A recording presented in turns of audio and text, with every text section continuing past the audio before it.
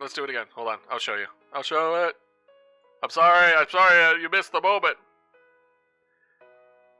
Look at it. It happens every time. It immediately got stuck, but that's fine. Yes.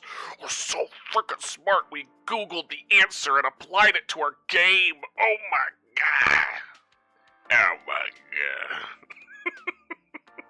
Someone just tuning in like, what the fuck is this guy? Who is this guy?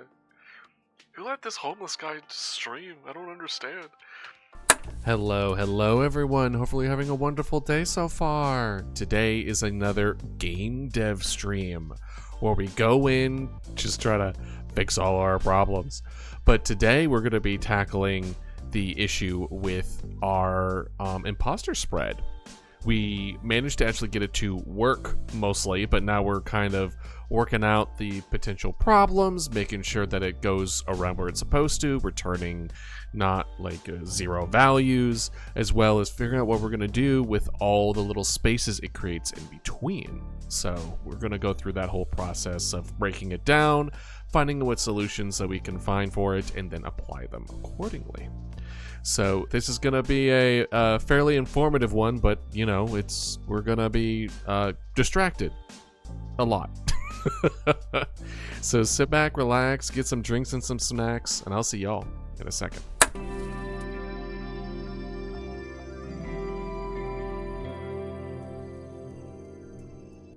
Hello everyone. How are y'all doing today? Hopefully well. It's been a hot minute. It feels like it's been forever. I know it's only been like a couple weekends, but my god. How have you been? Hey Ratty, hey Scallion, hey Dragon, hey Dark. Yeah, it's game dev day, baby. At the gym? Hell yeah, good on you. Oh, speaking of which, dang, you just reminded me. We need to increase the workout redeem because it's April now. I need to increase the counter. Okay. All right, here. DIY bracelet kit? Really? What's the first thing you're thinking of making? You got Star, if that's just not my life, I don't know what is. So you happen to a friend about Sleep Token? Yeah, you've been going off on Sleep Token. I need to check them out. They seem pretty cool.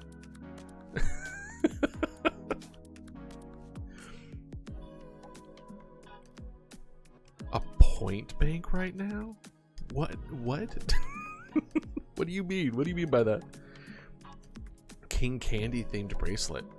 King Candy. Hold on, let me Google that. I don't know what that is. King Candy. Oh, interesting. Oh yeah. No, I remember him. I just didn't know that was his name.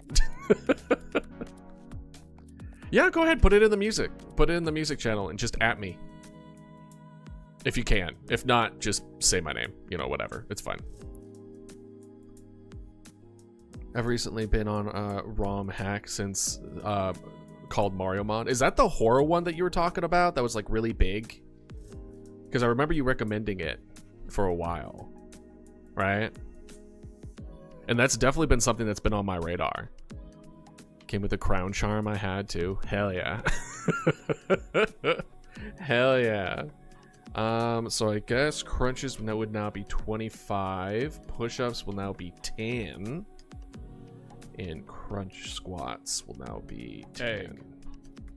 Okay. Oh no. No. Don't add more. Don't add more now. Egg. Oh no. No. I'm already going to be adjusting to the increase. Now, what I will say...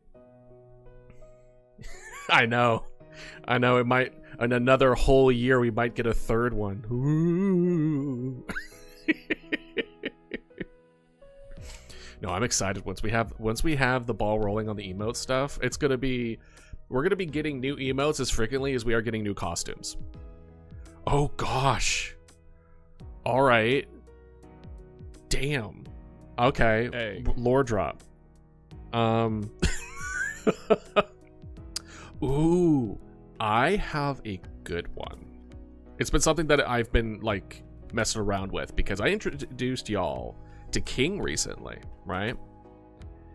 So I'm gonna throw this question out there before I give you the answer. If King was a type of class, you can think of it as D&D, you could think of it as RPG, whatever you may think. What class do you think King is? Because I don't think you know. I don't think you're gonna get it. Oh, I can watch your recommended already on there, right? Rogue, Barbarian, Fusion, Barbarian, Warrior. See, you're wrong. King is a battle mage.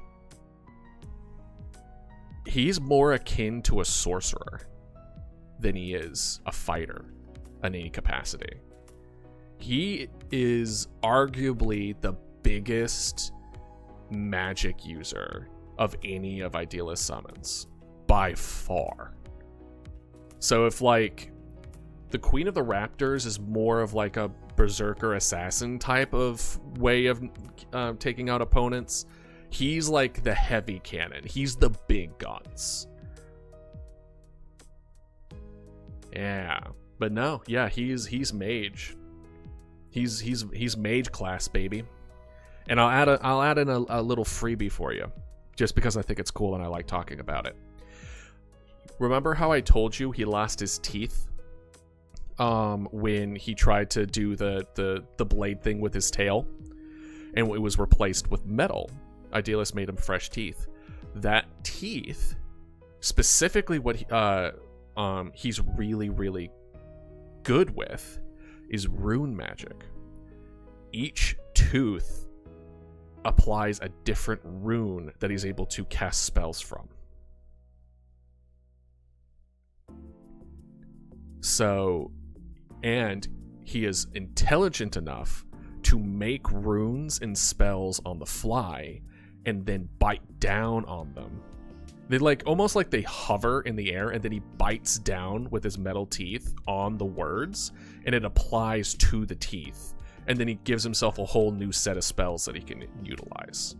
So he is the strongest summon, but also the most arrogant summon, but he's arrogant for a reason. Like, exceptionally intelligent, exceptionally strong, exceptional amount of magic, and he carries himself as such. So, he even, one of the biggest reasons why Queen of the Raptors and King don't get along very well. Queen of the Raptors, for those that missed this lore drop earlier, doesn't have arms. So he's, you know, the size of a large T-Rex. So he's a big guy, right? But you know, he's always been inspired by dragons and things of that aspect as well. So he's kind of akin himself to something akin to that. But I guess the closest thing to be a comparison for is one of the spells that he utilizes is a unique usage of Mage Hand. So he uses two Mage Hands similar as he would use them as like humans you would use their hands for. So he essentially has given himself a whole new appendage or set of appendages that he can utilize for fighting. And that doesn't mean he isn't good at close combat. He is very good at close combat, but it's through the access of spells. He uses illusions. He uses like physical enhancements. He uses the whole 9 yards. We were talking about lore dump or lore drop for King. I was talking about King and how his class is more of a battle mage, where he's able to create and apply spells on the fly. Try to adopt. Nah, that's a freebie. I don't think he would let you adopt him, but you're free to worship him. You're free to be his underling. He'll accept you. He is a wise and generous king. But then, you know what? I just don't. His ego is too big. We don't need people also. The man. I was gonna say the guy. Do what you want. Just do what you want. Wouldn't recommend it. But yeah, no. I mean, that's just very much his personality. I haven't talked to my king. Yeah, maybe I'll have maybe we'll have it so that y'all can sign up a service or something. What would you think of an OC, my OC Bell? They're a raptor, but they seem like his vibe. Oh, then probably also under his wing. I haven't completely fleshed out his backstory. They make weapons. Oh, then he's really gonna like them. He likes innovative people, because he himself is as strong as he is because of his innovations. And why he was willing to make a pact with Idealist in the first place was because of Idealist's innovations. So no, he gets along. It's more or less that he gets along with most people, but most people don't get along with him. Does that make any sense? You know, those kind where he's just kind of like, I don't bother having any negative feelings with anybody because you're not worth it kind of vibe. He's just doing its own thing. He'll like you, he'll put you where you needed, and then we'll move forward on with our day. Because my mom was putting on my screen protector. I totally didn't bring my phone before. No! Yeah, I was saying, was that the one you were recommending before? Because I saw the horror Mario thing. The D&D was a Dragonborn artificer with bubble breath called Blowerby? Hell yeah. Hell yeah. An artificer with bubble breath is really funny. Yeah, no, it's yeah, his skill set was definitely more towards his innovative usage of being able to switch a group of spells on the fly. Now, did he tell Idealist that's what he was gonna do with the teeth? No. But he pretends to make it seem like that was the whole point. That was the plan. He meant to break the teeth. He didn't mean to break the teeth. He was 100% on accident. But he will never admit it. But one of the I remember what I was mentioning.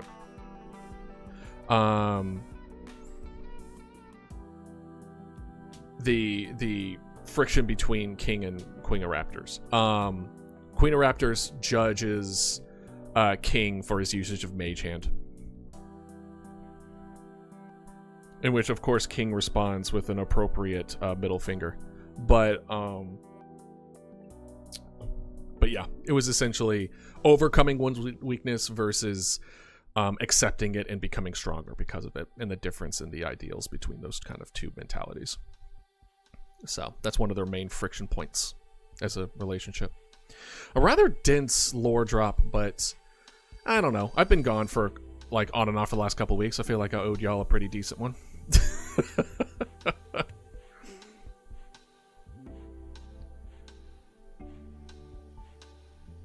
Can't have my own possible, so make you do the mage. I mean, he does. I mean, he draws the runes himself with his own arms. Yeah, go ahead, Star. If I missed it, I apologize. I either A, got distracted, or B, just failed to read. Which is very possible. I have a tendency to, I wouldn't say I have a tendency to do it, but I've certainly done it before, and I certainly will do it again.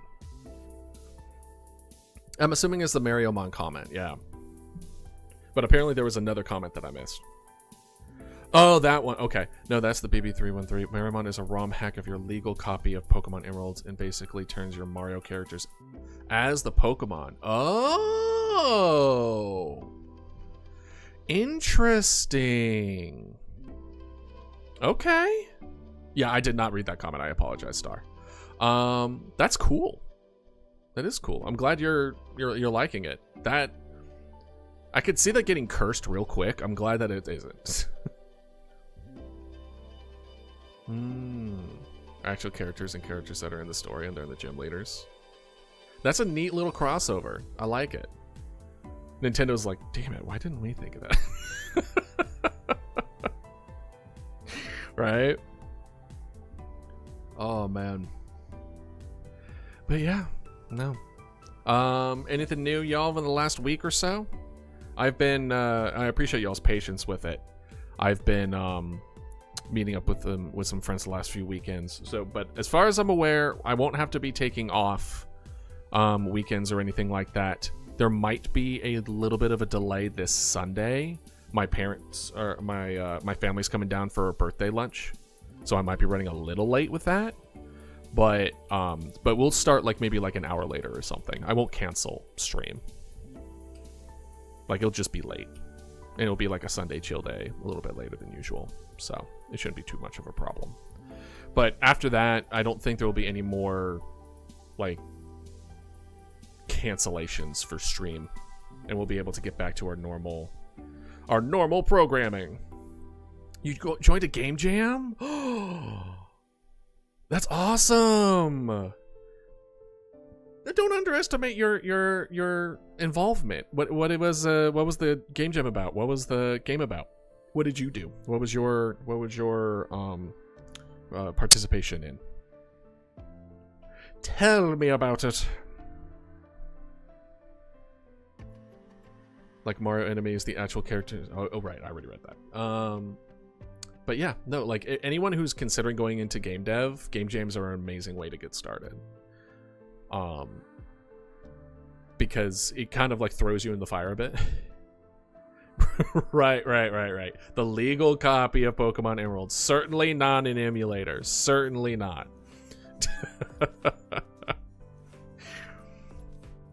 But yeah, no, like I've done a game jam before. I didn't finish it, but you know. I'm honestly surprised this survived the culling of the the outfit culling. But you know what? I liked it. I also liked the new thumbnail I made for the video when we were talking about it. Pizza game jam? Okay. It was like 10 themes to pick, and mine was the phrase abracadabra. And I had the idea of an FPS of a magician fighting the internet for putting magicians out of service. Okay. Well, that's cool. I have no idea what any of that means, Star, so you're ahead of me on that.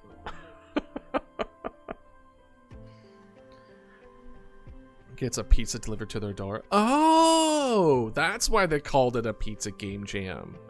That's kind of a neat way of going about it, because it gives people experience. Oh, and by the way, I would recommend doing this while it's fresh, because if you try to do it later, you'll forget certain parts. Write down everything that you have experience doing in a game jam down as a resume thing. So that way, when you're applying for game dev positions, you have everything that you've handled before. Because sometimes it's hard to remember after the fact. So do it while it's fresh, and then just make like one big document of every little thing that you do, and just do that. That with a 5-hour speedrun game jam? Yeah, exactly. Take the copy of game mod, and then you mix them together, change everything.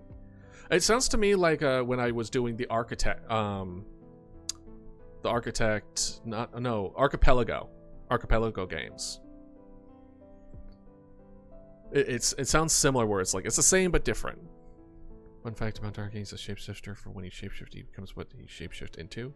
Isn't that what shapeshifting means? Just act like an orc. He would think like he's an orc.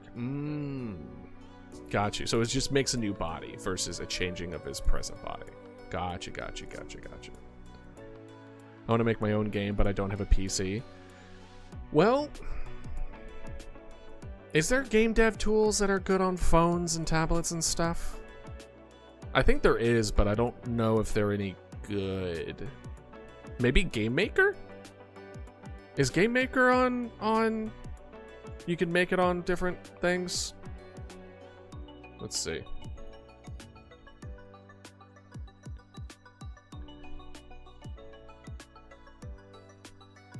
You mean Godot? What we're using now? Your spelling of it is wild. unless you're doing speech to speak to text. That is the most wild pronunciation of Godot I've ever seen. Don't feel bad about it. I love it. Apparently I'm getting a PC next month. Ooh! Oh, that's awesome, Star. Congratulations. You'll be joining the PC group. Let's go. In this market? That's wild, but that's awesome. Good on you. Hope you have fun. Yeah, it's Godot. Technically, that's why I kind of knew what you're talking about, because you spell it the way it sounds. English just sucks.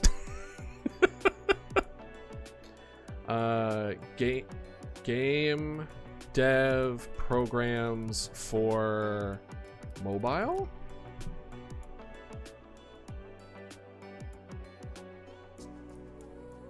Well, I don't know how to say it in the way of like, oh, you're not making mobile games. You're making it on a mobile.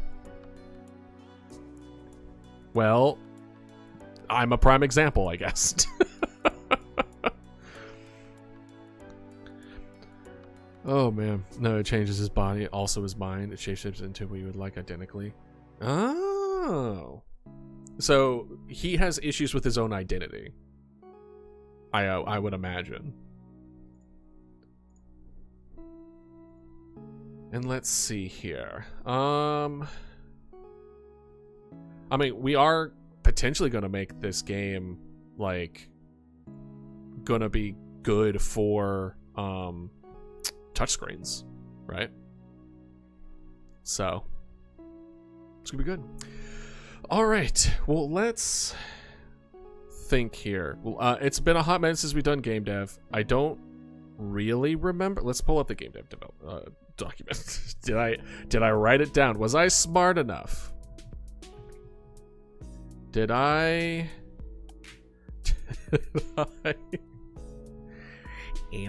do that? Let's see. That I want to be making is like a fast-paced parkour game, but also there's a fighting elements to it. So similar to, how similar are we talking to Ultra Kill? Well, that's good, Dragon. I'm glad that I can I can distract you from the pain, and or add to it, because I'll be working out later in 30 minutes with the new addition to it, so that's gonna be fun. Let's go. But it's 2D, and it's like you don't use your guns, you just use your fists. More often Street Fighter, you have abilities. Okay, so it's like a parkour punching kind of deal. Interesting. Well, that's well, I'm glad you're having fun, Scallion. All right, let's see here. Let's see if we could find if I was smart enough to beat a 5th grader. No, smart enough to write it down. So I think found we found a new way of having the spread, and now we were running into different issues. Not all locations are equal. Oh, potential spread different instances is directly related to difficulty of the mimic. Not all locations are equal. Gaps of less than current has a chance to return with nothing, and then size uniformity. Got you. So.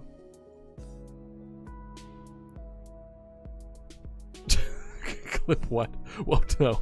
What did I say? Listen, you can't use my words against me. That's against the law. Going to do the bottom jaw for Mama Dodo. I might do the bottom jaw for Mama Dodo. I did post it for YouTube because I thought it was funny. But maybe. I'm not 100%. A part of me wants to say yes, that we are, but another part of me is just like, well, then people. No, we should do the bottom jaw. We probably should, yeah. I need to change the Mama Dodo. Duck Mama Dodo's way too big. I need to change the size anyway. So if I'm having to go in to change the size, I might as well add the bottom jaw to make it look like she's being eaten, right?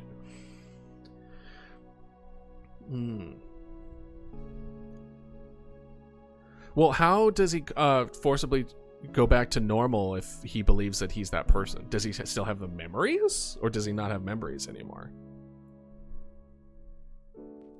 Let's see. Boop. What's going on? Why? Nope. Why did everything go away? Well, let's see here. Boop. Let's do the spread. Let's see how it looks. No, you're fine. You're fine, Doc. Look at it spread. Look at it spread. It's so cool. And then we die.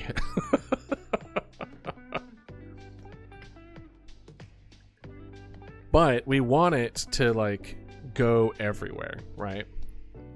So we need to influence the spread a bit, right?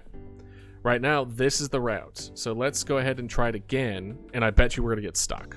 I think that's the first time I ever saw it actually get to us. Wait, is this the same one?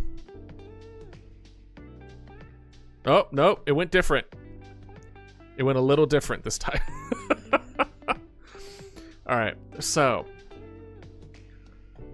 which is okay, after the spread was implemented, so I was so confused why everyone was so hyped up.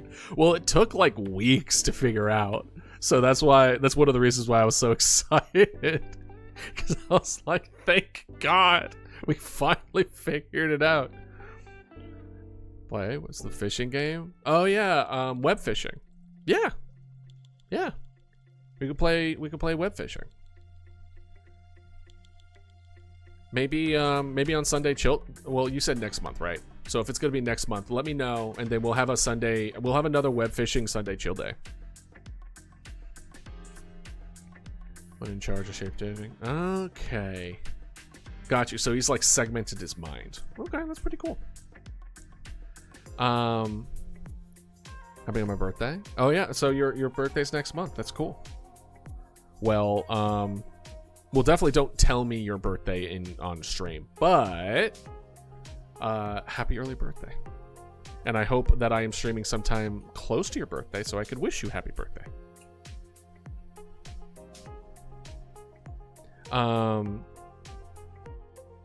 Okay, so we have these problems. Most likely spread of mimics, not likely spread of mimics, unlikely spread of mimics. Right. We have 3 different degrees. So we have 3 circles.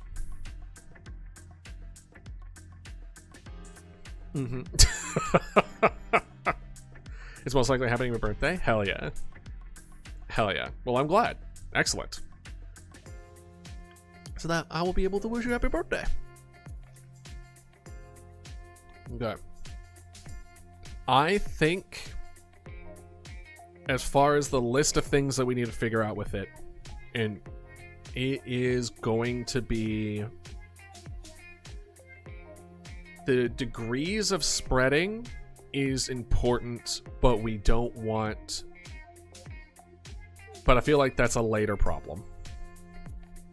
So we're gonna go ahead and do something like this. We're gonna rearrange these in priority. That's a lower priority. Potential for spread of different distances directly related to difficulty of mimic. Oh, then this is it. Not all locations are equal. That's higher priority than you. That's why I use voice to text, because if I type, my fat fingers will mess up and hit the wrong buttons. Bro, same. As someone with big hands, typing on, like, I much rather like the one where you just swipe your finger to type.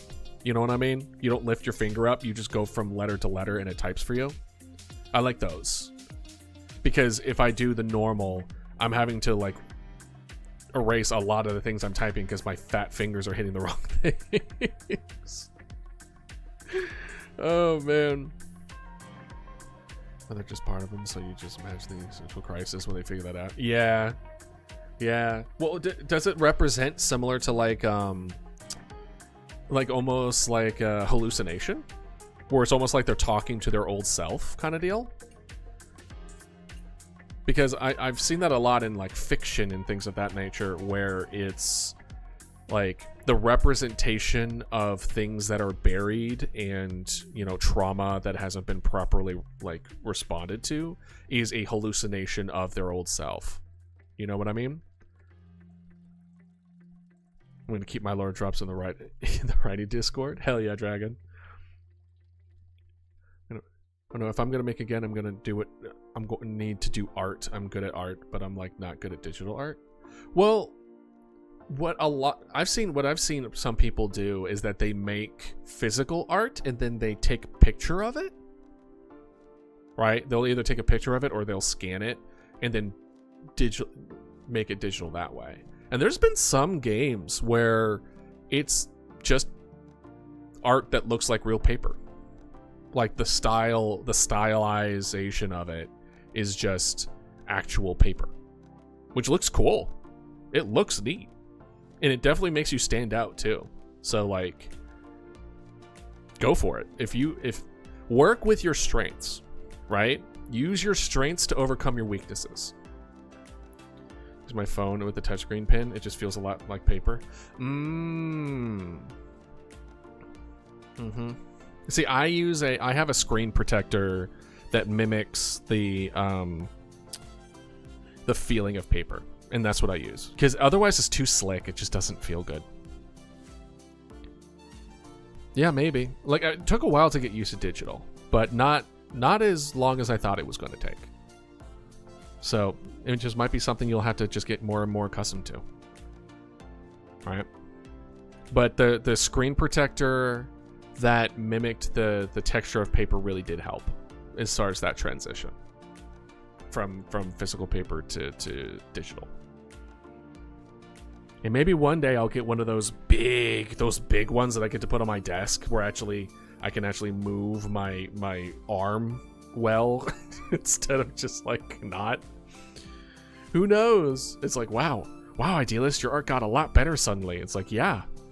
I actually got something that's bigger than an iPad screen to, like, draw stuff. But that was one of the things that I got into. Or, like, I was trying to make a decision of when I was trying to figure out, like, what medium, what I want to draw on. Do I want to invest in a new iPad?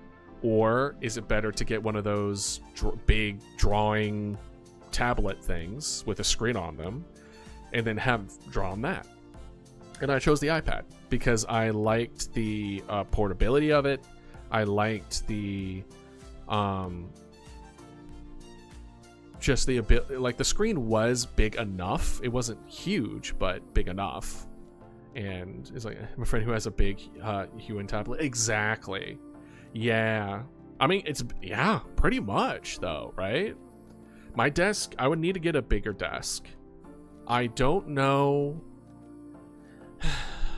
how I would go about it because I like my standing desk. I like standing while streaming with y'all. And I like switching between standing and sitting over the span of the 4 hours, etc. Because I guess what I could do is, like, have a second desk. It's the size of a classroom, but pretty much same. Like, mine's bigger than that,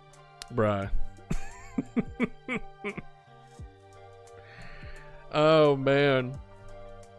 No, the soak song with it is nuts. It was so funny that they dropped that at the end instead of actually talking about it, instead of having like a trailer, instead of like making a big deal out of it. They're just like, oh yeah, no, and soak song, and then also, and it's like, no, back up. What? When that comes out, or when it gets close to it, let's play some Hollow Knight, because I've never played Hollow Knight before.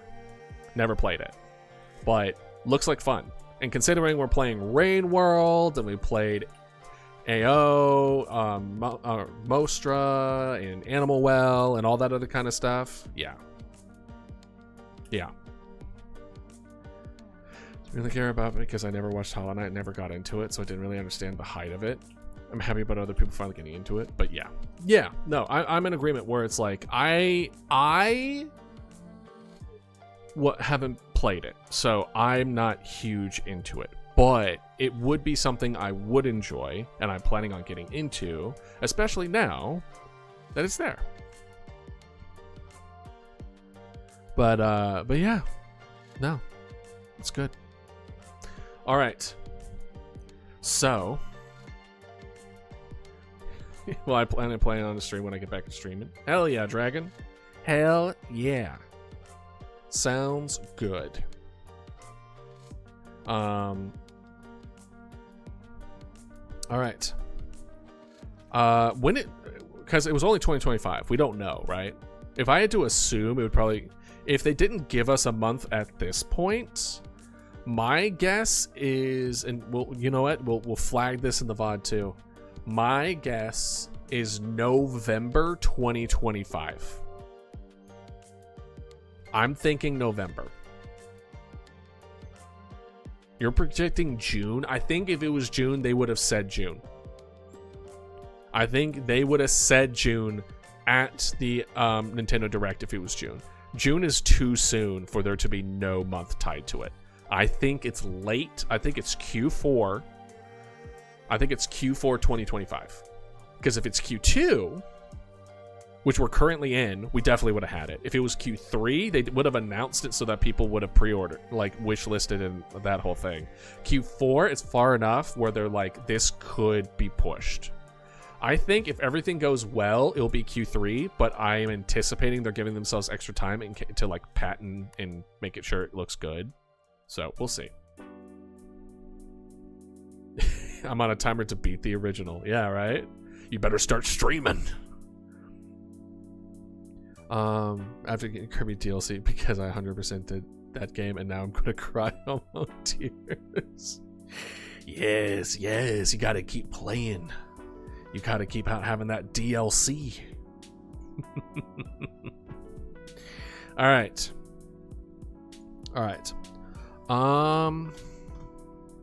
Size uniformity. Oh, this one's like a small one that we can knock up. If less than a current array has a chance to return with nothing is also a problem. Hades was huge on my mind. Beat the beta. Oh, I see. I'm waiting for the full release. I'm waiting for the full release of Hades 2. To be honest, I'm holding off on that.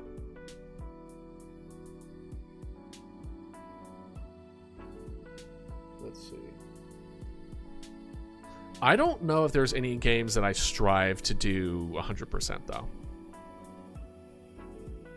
I have to really, really, really like that game to try to do 100%. In which, by the time I end the game, if I'm close already, then I'll 100% it. But if I'm still way farther away, then I'm not gonna bother. It's like, no, I'm good. I'm set. It was impossible to do one level because you had to not get hit for a boss that spawns both the same one, and it was annoying. No, it's perfect knock out a boss. Yeah, that could take a while. You just need to get good. All right. And then filling in the gaps is also really important. Okay, so I think this is our.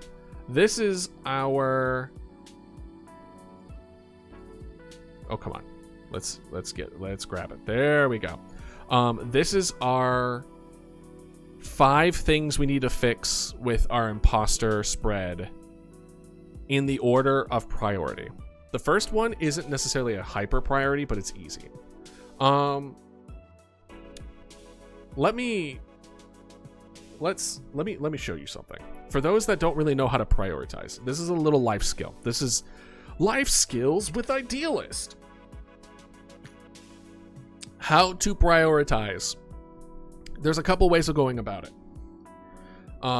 These are impact versus difficulty or time, right?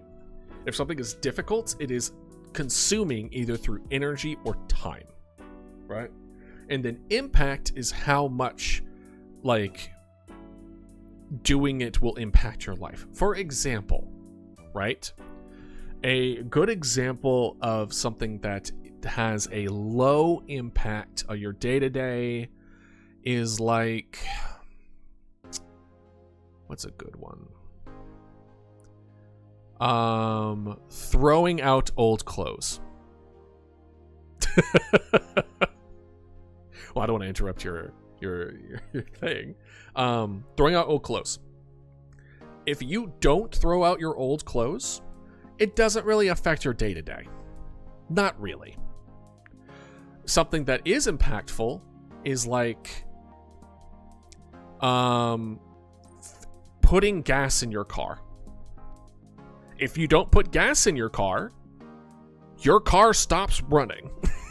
And you don't get to, then you got to deal with it. It causes a whole slew of problems. Or getting like something checked out that is health-wise that could become more problematic. Right? So that's the difference in impact. Difficulty of time is like doing the dishes versus learning how to speak Japanese. One of them doesn't take a lot of energy and time to do. The other one involves months, if not years, of learning and growing and growing that skill. So in this, I was doing it mentally, but I was having a bit of like a graph, right? Where you have a, let's see here. It would be, how are we going to show this? Like 1, 2, 3. Let's see. Can I zoom out? There we go. 3, 3. And then we'll go all 4, 4, 4. And then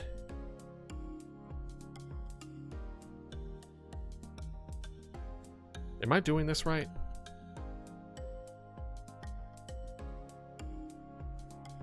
I don't know. Anyway, we'll just do this. We won't even do numbers. We'll do low, high, low, or high, low, low. Dang it, how did I do this before? I made a grid before, I promise. So got you. I know what I did wrong. So this is low, low, then low, high, high, low, high, high, right? Low difficulty, low impact, low difficulty, high impact, low difficulty, high impact, high difficulty. In putting these into different boxes, right? So let's throw these in these boxes real quick, just as like an exercise for what we do, right? Size uniformity. Size uniformity increases the shape of this circle depending on the shape of the object that it is currently on, right? It takes this shape and influence the size, thus increasing the spread of builder bigger buildings, I can talk, I promise, but reducing the spread in smaller buildings, right? Because there's more of there's more directions it can kind of go, is the reasoning behind it. So, as far as impact, the impact, I would say, is pretty high.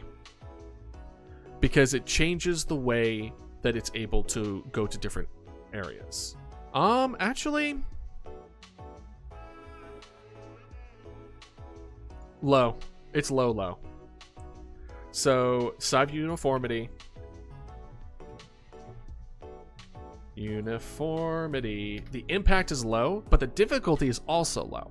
Because all we're doing is trying to pull the size of the object that it went to, and then adjusting the zone accordingly. So it's literally like, whatever this variable is, times it by blank. That's all we need to do. But we need to get it to understand that. But, whatever. Then we have, if less than the current array, it has a chance to return with nothing. AKA, there is now a chance that after a spread, it doesn't go anywhere. High priority, low difficulty, high priority, high difficulty, high priority, low difficulty, low priority, high difficulty. You did say high priority, low difficulty twice. But yes, you have 4 different versions. You have high, low, low, low, high. It's the 4, right? This is also a similar mentality as if you were to assess a safety in like a safety measure in science. The likelihood of the thing happening and the severity of what happens if it happens, right? So if you understand this kind of mentality, you will understand how to properly assess things, even in a scientific mindset, in a scientific field, in a professional setting. So just a heads up, like this could be applicable to life stuff. And so, but with the chance of returning with nothing, if someone is playing the game and it's supposed to spread and it doesn't spread because it pulled an empty value, the game stops. The game no longer works. That's a high impact. High impact is the game doesn't work. So we're going to do current array is a high difficulty. As far as the returning with nothing, I believe it is not going to... Is it chicken butt, Star? I'm going to say the difficulty is low, because I think the only thing we need to do is that if the value returns to 0, repeat the process, and we need to figure out how to go about doing that. But I think it's just a little bit of tweaking of the code, and that's it. Oh, I'm the one who has the chicken butt. Oh, boy. I have a feeling I'm not going to be able to work out every other break anymore. I think I'm going to have to work out every break.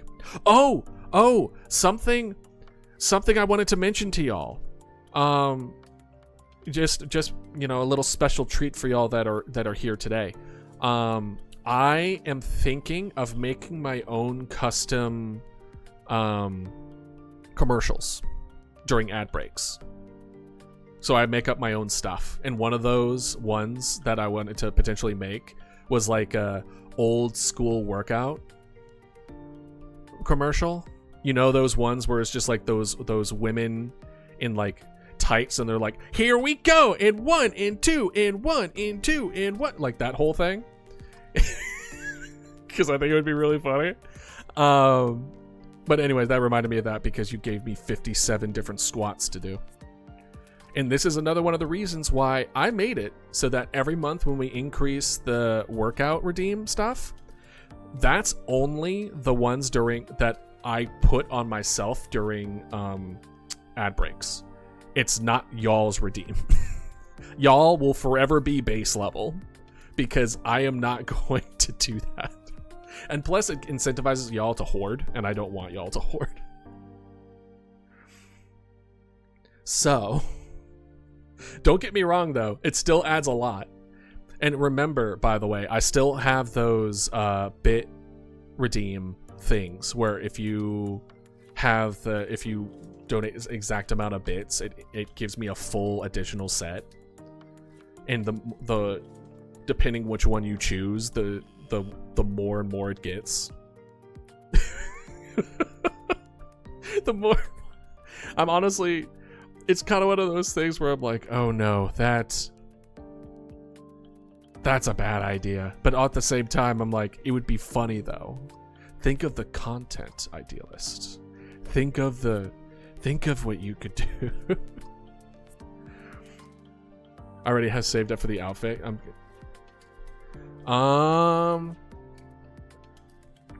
We already have Greatest Showman outfit in the works. Is it a dragon? Is it a dragon onesie outfit?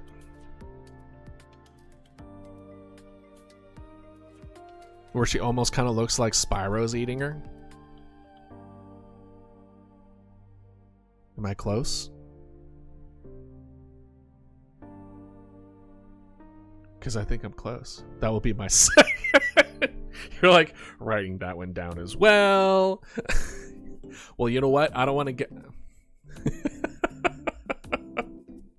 All right, I'm excited. I'm excited for it. You redeem it, and we'll see.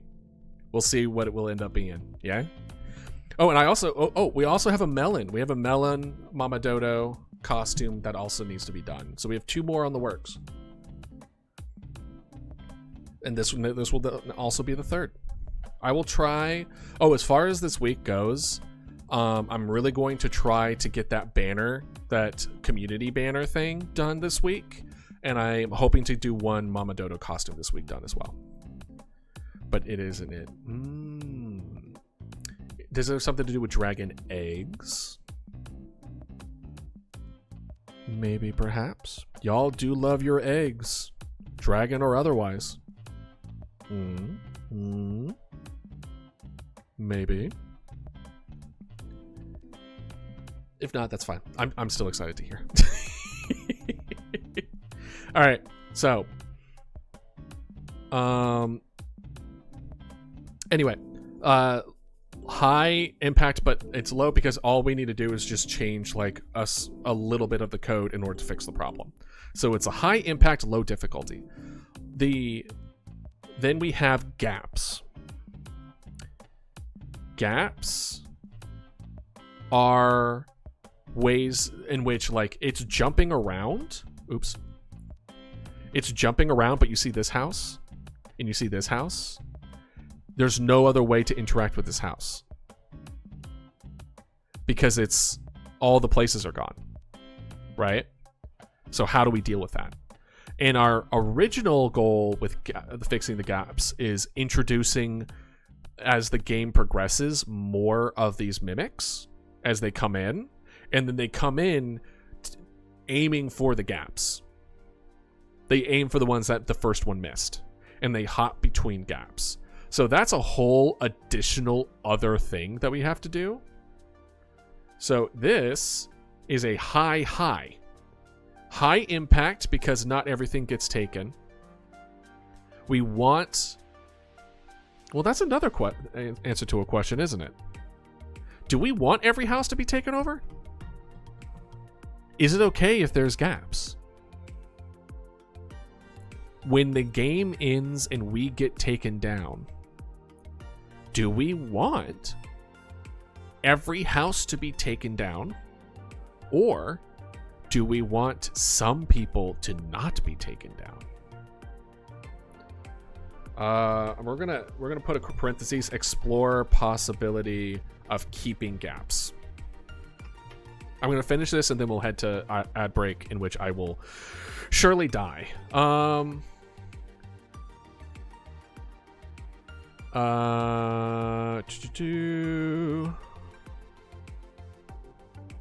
If less than current array has a chance to return with nothing. Okay. Not all locations are equal. This is the one where we have to add weight to each location. So that way, like, it's much more likely to go to this location versus this location. That's definitely a high. Actually, I think that's a low high. Making it so that different locations... Here, I'll move this so Mama Dodo. It looks like... Oh. Anyway, making it so that I think it would increase the experience considerably, but it doesn't break the game, right? It doesn't break the game, but it adds a little bit of spice to it where it's just like, oh, these houses and these locations have different weight.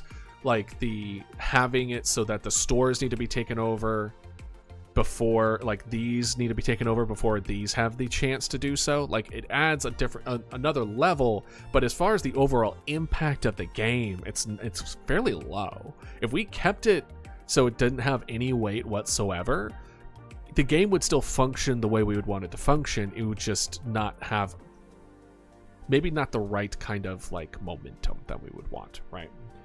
I keep moving it.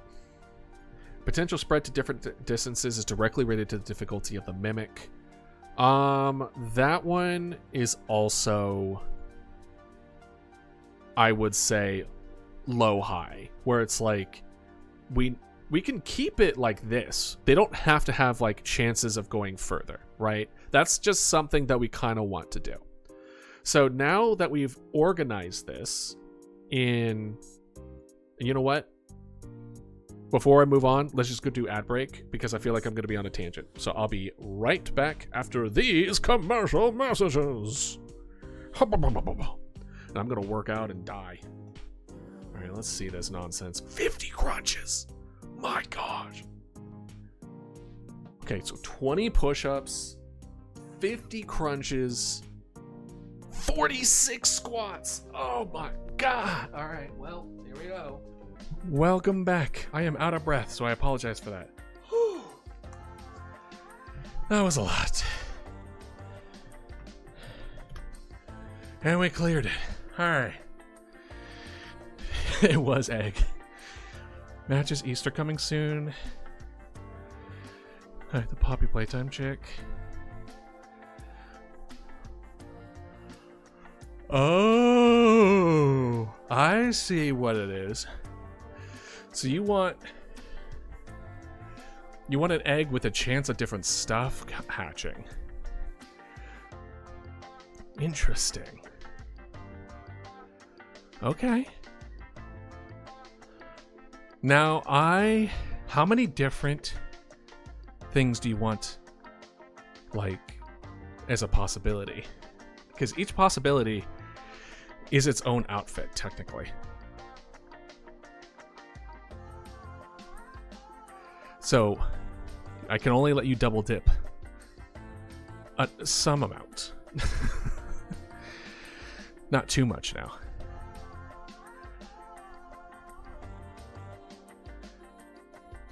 But if it passes like 25 exercises, it gets split. What gets split?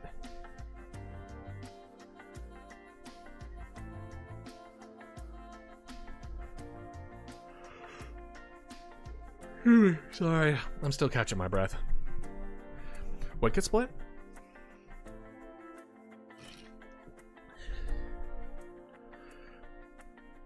There should be a cap.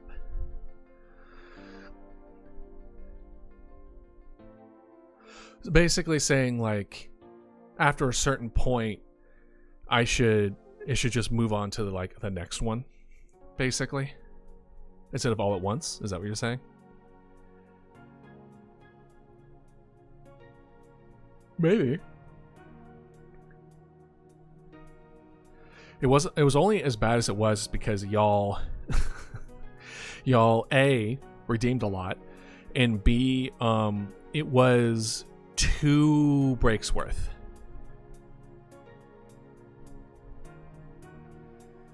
$25 on one ad break, $25 on the other. No, you're good. It was once we unless I can't finish it within the ad break. If I can't finish it within the ad break, then I'll need to start splitting them up more. But for right now, I'm still able to finish it, so you're absolutely fine. Why are you killing ladybugs? What did they do to you? Ladybugs are beautiful. Now, if they infested your home, really? Why are you afraid of ladybugs? spiders I understand, snakes I understand, beetle, like roaches I understand, because there's like a cleanliness thing. Interesting. Maybe a ladybug landed on you when you were a baby or something and it freaked you out. But yeah, no, the ladybugs are fine. They do pee on you though. Heads up. I wouldn't say play with them, but I used to, you know, I don't know. I didn't collect them. What would it be like? Interact with them often when I was a kid? I don't remember if those were the ones that bit or was it the pill bugs. Anyway, back to egg. Maybe one just turns into a Pokemon egg and another turns into a teeny. Just hatches to a dinosaur of choice. Alright, go for it, Star. Okay, so, but how many different eggs do you want? And do you want it so it's like it's the same egg that hatches into different things? Or is it different eggs? Right. Well, I wasn't going to do too many, but I'm just trying to get the details down. So, is it similar to like the sense of like, is it, hold on, because this is a new outfit, right? Oh no, that's sad, Star. That's unfortunate. Yeah, you didn't know, and that sucks. I'm sorry.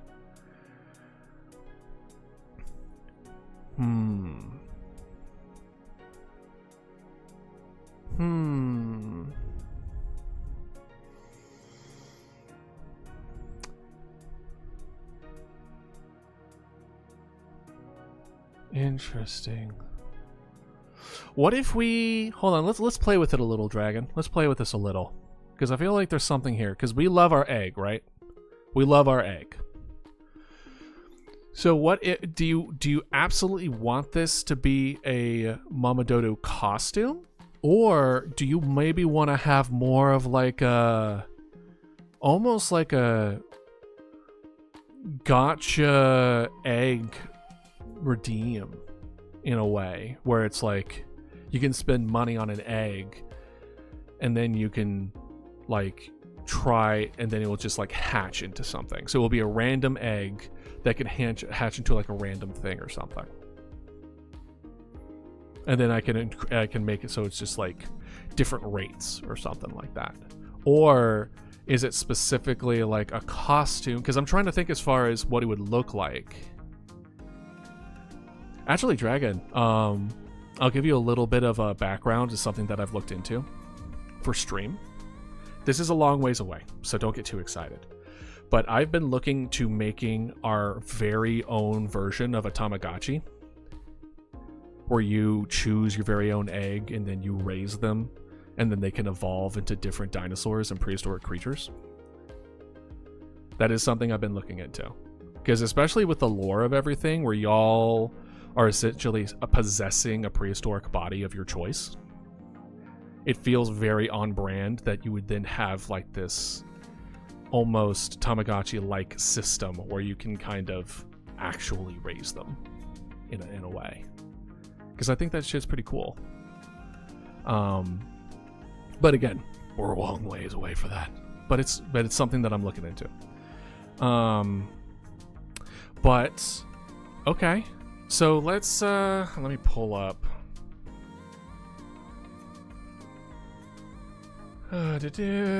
Stream notes.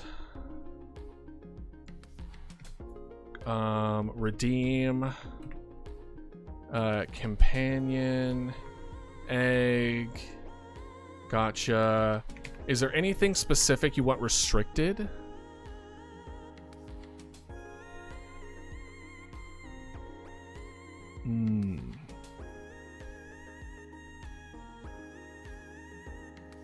For dragon costume, just egg when closed. Open mouth is Mamadodo. So when open mouth, do we want Mamadodo's head poking out of an egg?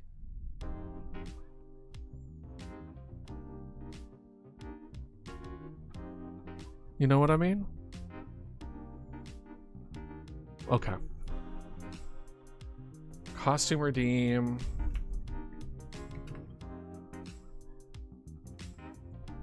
Mama Dodo, egg.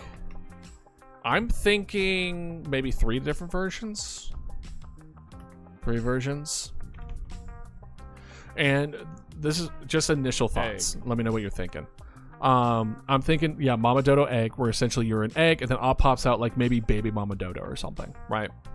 And then another redeem can be done. Maybe we can do like a Easter thing. When's Easter this year?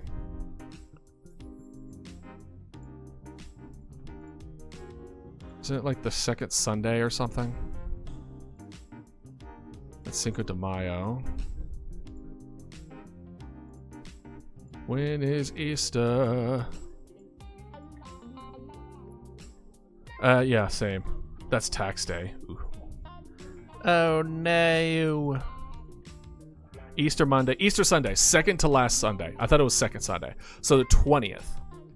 So what we'll do is that we'll have a Easter event based on your costume recommendation where Mama Dodo is in the egg. And then what we can do is have redeems to change the egg. Or, what if it's this? What if it's this? What if it's this? What if it's an egg basket? And when we're talking, if Mama Dodo's talking out one egg, but then the other eggs don't do anything. But then if you switch the redeem, it will change it to another egg talking in the same basket. How does that sound? Or do you like the idea of just one egg and then we just switch to a different eggs? What do you like? This is your redeem, so you tell me. I'm not necessarily... Okay. Mama Dodo egg basket. Have redeem change which egg she is poking her head out of. And then we can have people like decide which eggs that I want to be talking out of. So here's a follow-up question, because this has a little bit of importance here. Eggs have a rather heavy insinuation when it comes to Mama Dodo's lore. So my question to you is, do we want a more goofy, silly redeem where we have like, you know, Pokemon and dragons and, you know, like random things coming in these eggs? Or do we want a more lore accurate redeem where they look like Mama Dodo's children? And there are a lot of different kinds of dodos, which has a certain insinuation to it, but doesn't mean that it's the time and or place to, you know, do that, right? You can show a picture of an oar for a boat every time you say or make a different picture every single time.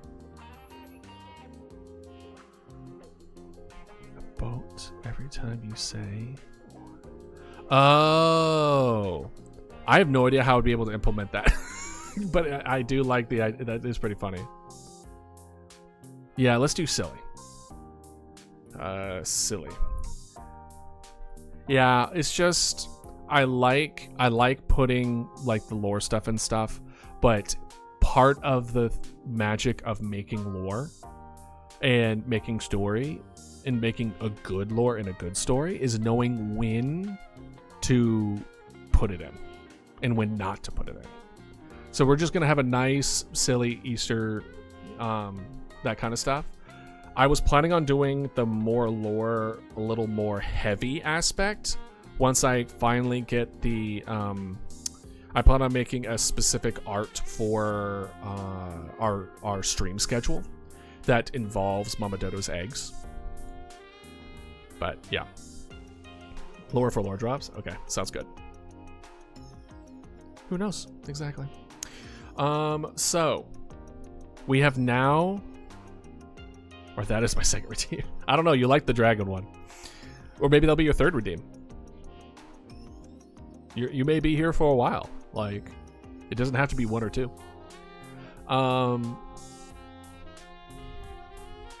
So we finally put our low to high situation going on here. We put them all. But now that we put them in boxes, you can be like, idealist, like a true dragon. Hell yeah. You and me both.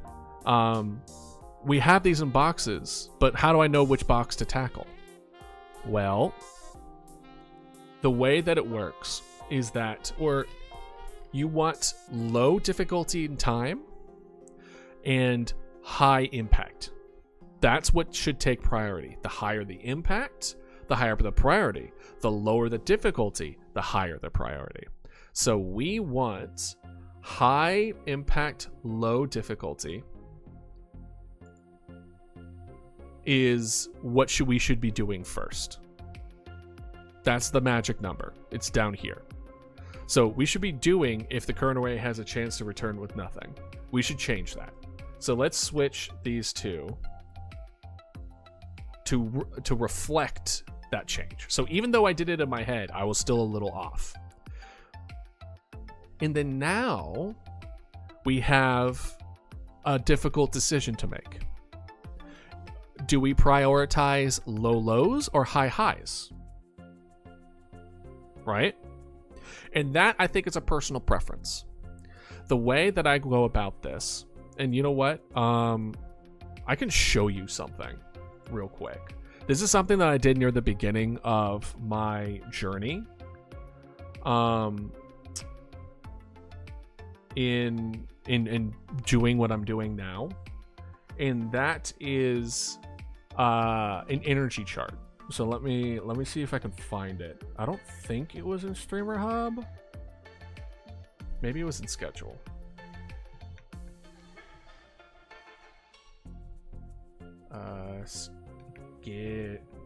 Schedule. Internal schedule. No, internal schedule is my own stuff that I'm definitely not showing on stream, because that has all the spoiler stuff. Because sometimes I like showing my schedule on stream, and I'm like, haha, I need to make sure that that doesn't get shown to people.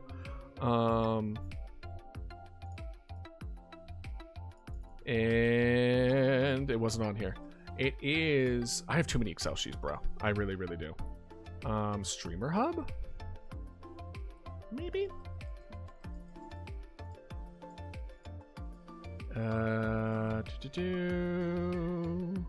also hiding this from y'all because I don't want to spoil anything for y'all.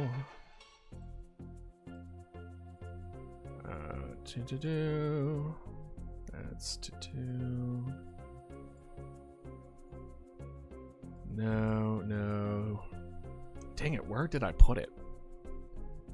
Where did I put it? It's been a hot minute, don't get me wrong.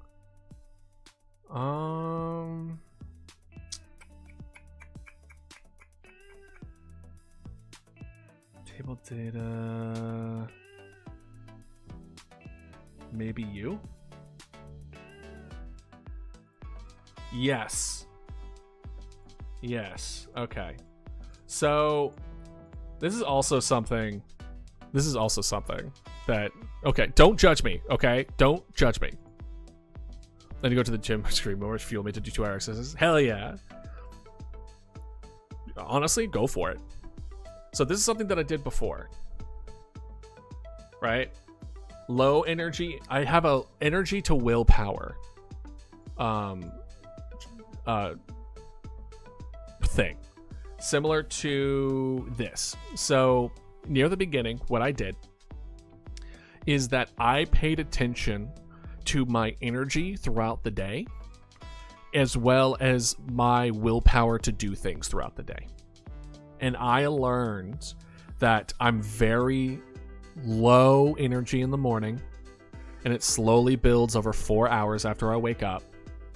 Then it dips a little bit, and then goes up a little bit, and then dips a little bit, and then goes up a little bit.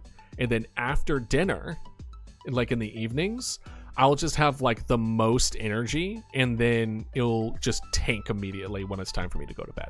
So most of my energy is on later in the day, but I have a decent spike in the middle of the day. But my motivation over time slowly goes down as the day progresses. And what does that mean? Well, that means that I have the most energy and the most motivation for about 4 hours after I wake up. This is when I should be tackling tough things. You want to be doing tough things when you are at your best. Then the things that don't require a lot of willpower, you do that when you don't have a lot of willpower to get them done. And things that don't require a lot of energy, you do that when you have a lot of energy. So the examples of this was like things that need to be done that I don't want to do, I do during time, like near the beginning of the day. And then at the end of the day, when I have high energy but low willpower, that's when I get stuff done that I really want to get done, that I don't have to push myself for. I like respecting my sleep. Yeah. I'm a night owl through and through. My energy spikes super hard near the end of my day, and then I crash and then go to bed. Like that's when a lot of my energy is spent. And the way that I represented this in my day-to-day life was that this period of time here, this is when I worked out. I worked out about 3 to 4 hours after I woke up. And it was easy. It was easy for me to do. As someone who always struggled exercising, it was so hard. Your energy is in the morning. Exactly. So like in the mornings, that's when you should be doing things that it's really hard to get yourself to do, depending on your motivation level. I found that my motivation is directly tied to my sleep. If I'm losing motivation. It's like I have a set amount of motivation during the day. And as the day progresses, it slowly gets eaten away until near the end of the day, even when I have the highest energy of the entire day, my motivation's gone, so I can't get anything done. So I need to make sure that I'm doing the stuff that needs to be done that I don't want to do in the beginning while my willpower's high. And then at the end of the day, when there's other things that still need to be done that I really, really want to do, that's when I do it. I reward myself at the end of the day versus beginning the day with the things that I enjoy, right? And that really has helped me get a lot of things done I normally wouldn't have been able to do. And it's really important to track this. And it's, for me, for you, it might be different. For y'all, it might be different. But for me, it's dependent on when I wake up in the morning. It isn't like a clock where it's like, oh, this is exactly at noon every day. No, it's not. It's 4 hours when I wake up. If I wake up at 9, it's at 1. If I wake up at 11, it's at 3. Like, it's dependent on my own cycle. Is it good to reward your less motivated time? It depends. I would say you would want to reward incrementally. I think rewarding should be more completion based than it is like a timing based. A good way to determine if your motivation is similar to my motivation is see if you're more motivated after a nap. I do get more motivated after a nap. It's not a full like recharge, but it helps. So if I really, really need to be motivated, I try to get myself to sleep because I know motivation is tied to my sleep. But other people's motivations are not tied to that. Some motivations are tied to like rewards, right? If your reward, I'm not a napper either. I don't like napping. So I often just go by this chart and then just go for it, right? The one is to make or break a waste time in the morning. I know the day will be unproductive, right? Like it's kind of one of those things of learning yourself on what motivates you, what puts pep in your step to get things done. For me, it doesn't really matter what happens or what kind of reward. It doesn't really add a whole lot more fire under my butt to get things done. It's very much of like, I have a finite amount of this resource and I need to make sure I use it accordingly, and I need to be more keenly aware of how I'm using it. Like a good example of this being wasted is social media. That saps so much of your motivation, because every single time you put away the thing that's so much like designed to grab your attention, it eats away at this resource, right?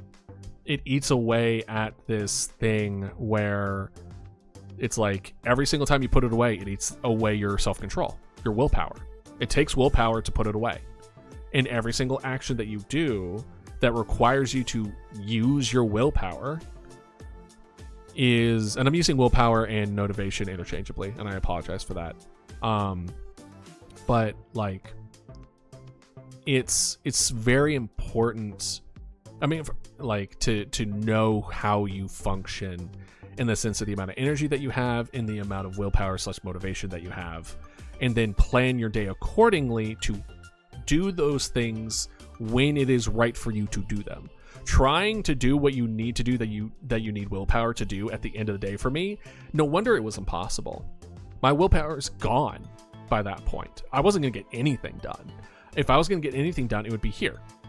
It would be when it's much higher and I had the motivation willpower to get it done. And then I'm good. And then the rest of the day, I can reward myself, quote unquote, reward myself by doing things that I really, really want to do. And now I have the energy to do it. Right? So, and like all these are not stagnant either. So for a good example of this is it took forever. I could not draw. I could not do art at all. Because it was so, I still had for a longest time, I had a very negative relationship with art. And it was very hard, even though I wanted to do it, I couldn't get myself to do it. And it was part of this. I needed a good amount of willpower to do art, because it was a skill that I was still developing. I needed that willpower to get myself to do it. So in the beginning, I was doing art here. But now, I can do art here. I enjoy art now. I'm a lot better now than I did before. So now I moved art here, which frees up this space to do something else that I need to work on, right? So like, these are not static. Like, my energy levels fluctuate depending on my exercise, depends on my food, depends on how well I slept, depends on if I socialized recently. Like, all these factors plays into what gives you the best ability to get stuff done. And the only way for you to know how to do it is for you to figure it out on your own. You have to, like, this is not something that, like, I can't point to this graph and I'm like, okay, do this. This is everyone's graph. It's like, no. But I think it's important for y'all to pay attention to your own bodies and your own mind, and then be like, cool, this is my graph. What can I do at what time of day? And we're good. And I don't mean like fill every single inch of this with productivity. Like, I am so anti toxic productivity, you have no idea. But to be like, this is what I would like to get done. I originally broke it up to like afternoon and evening. And like, here's a good example. Here's a good example of some of the things that I was looking at, right?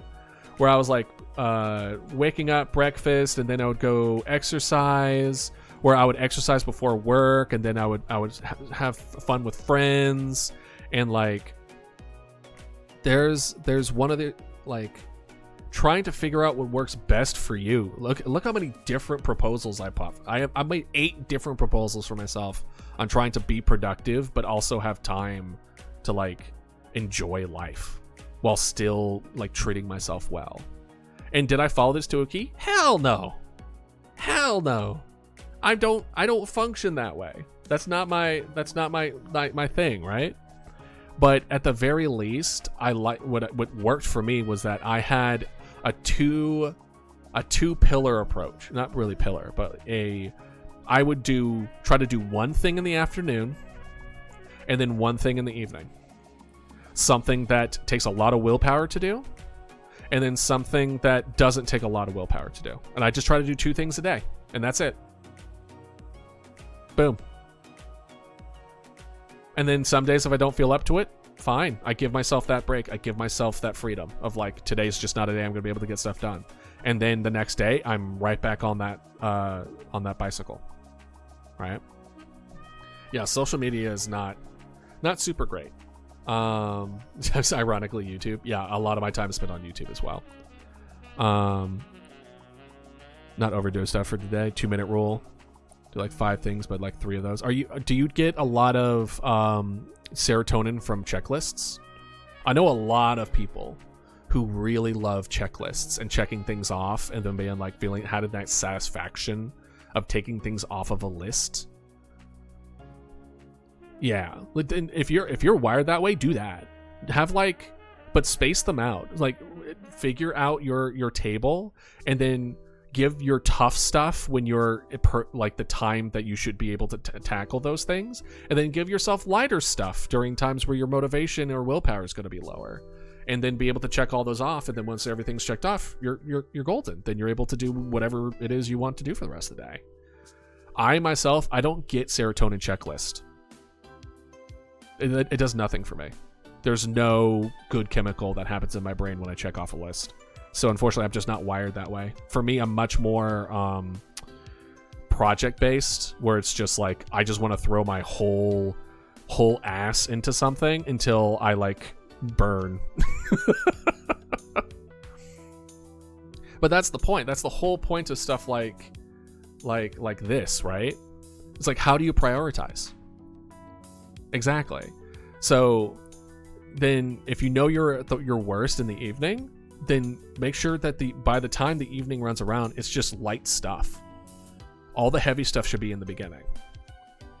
If you knock the heavy stuff out when you're at your best, and then the lighter stuff when you're at your worst, it makes life so much easier.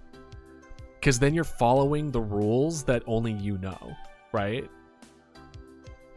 So like the difficulty time thing, this is how I try to prioritize.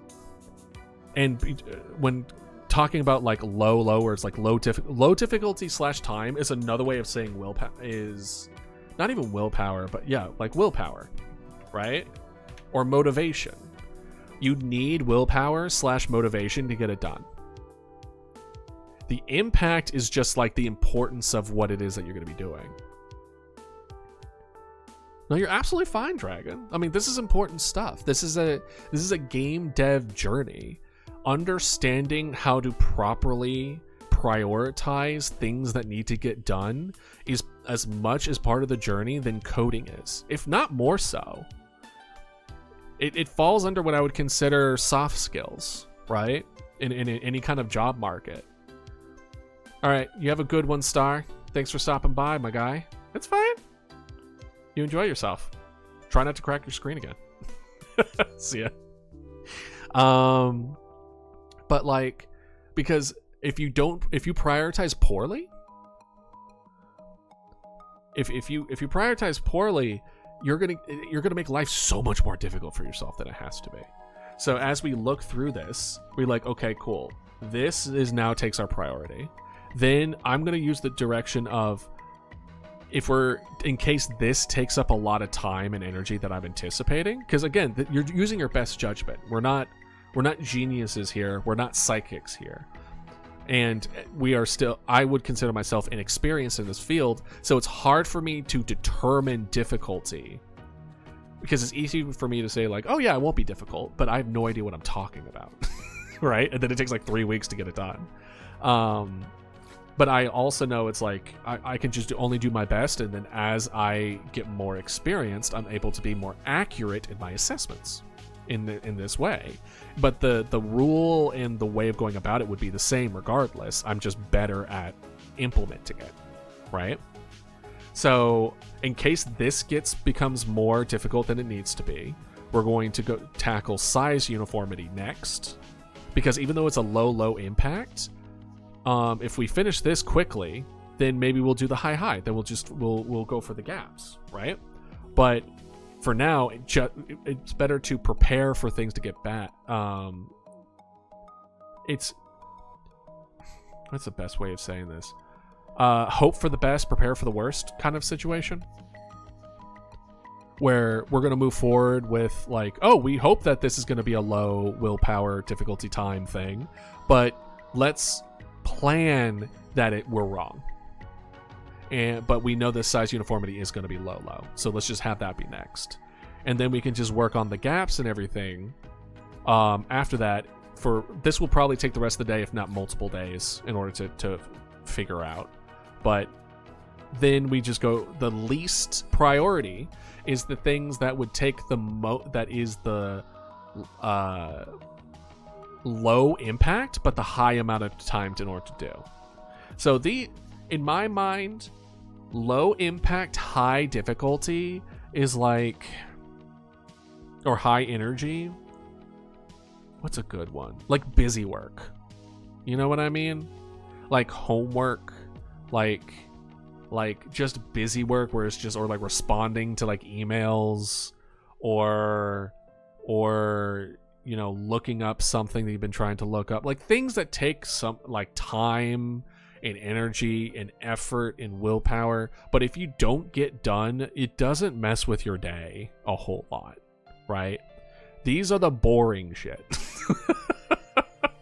So like, this is one of those ones where I would say the low high section is where I would be doing like this stuff.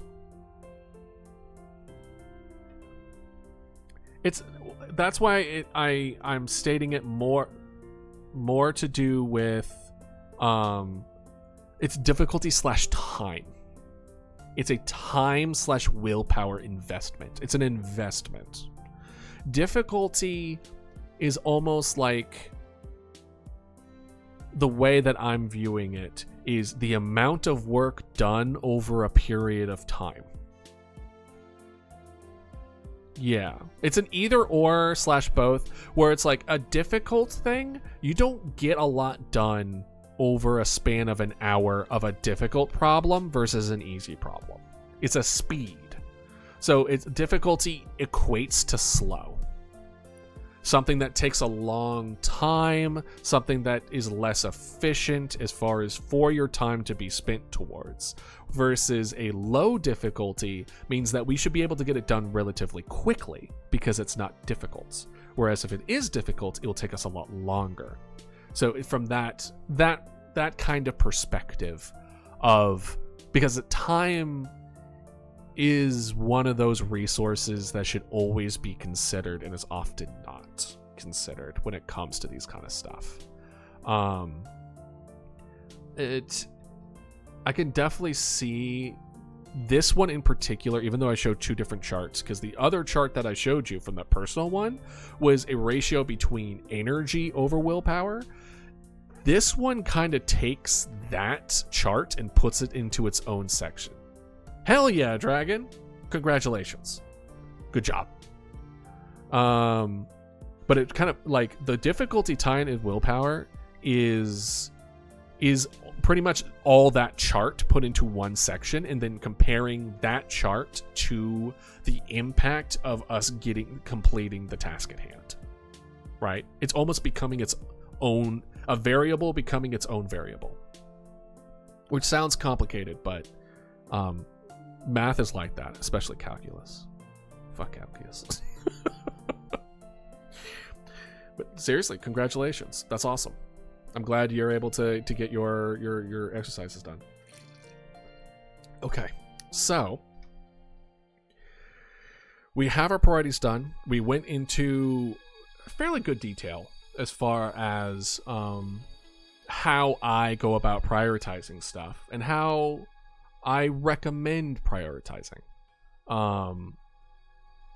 But also, if it doesn't work for you, figure out why, right? The way your mind works may be completely different from mine, like using an Excel sheet to represent data. For me, it feels as natural as breathing.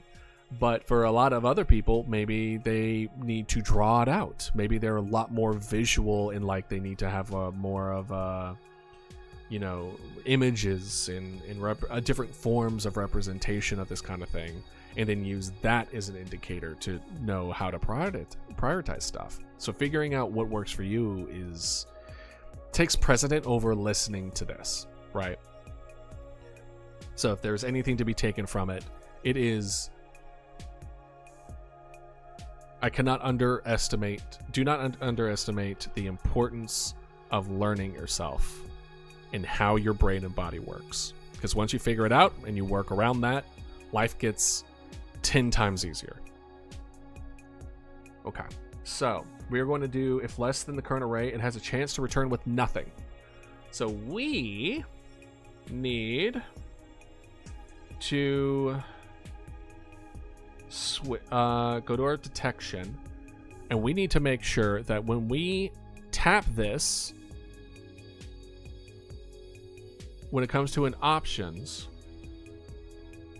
like target threes, etc., we want to be able to increase this target to, like, let's say like 5, and then if it returns to 0, if it doesn't return, nothing pops up, it's able to just do it again, right?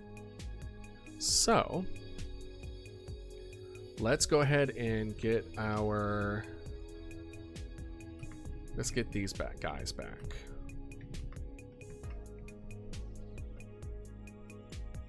And see if we run into the same problem, because I don't know if we've tested this with this new system. Yep, I clicked it, nothing happened. Clicked it again, nothing happened. Nothing happened, nothing happened. Now something happened.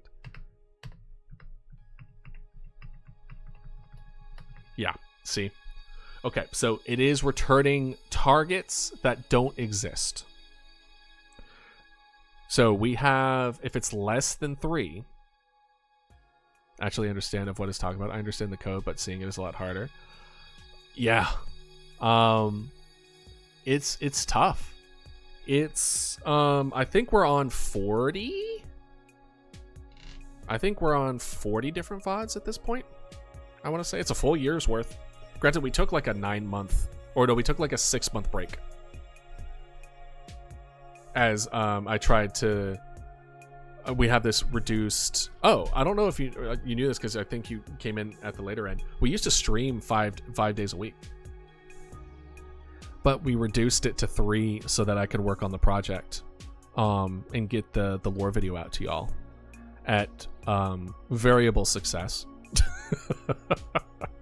But once the projects and stuff are all out, I do plan on like going back up to a 5 stream a week thing, where we do this twice a week instead of once.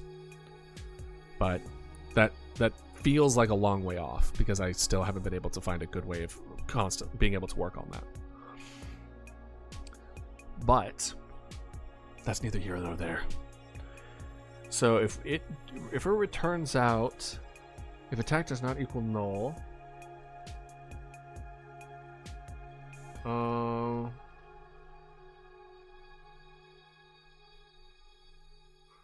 can we put like if attacked equals null?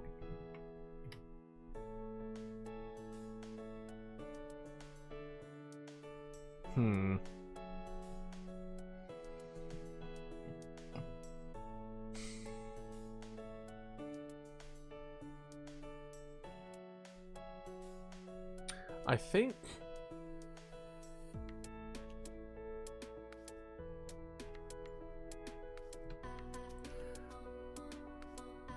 can we put spread inside spread?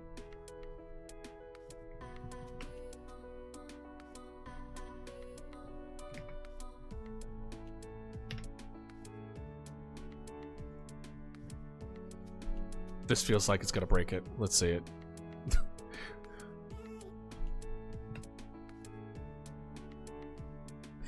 I knew it. I knew it. Okay, so that's not how that works.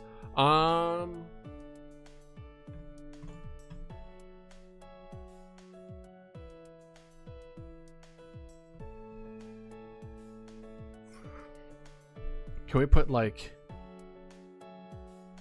if null?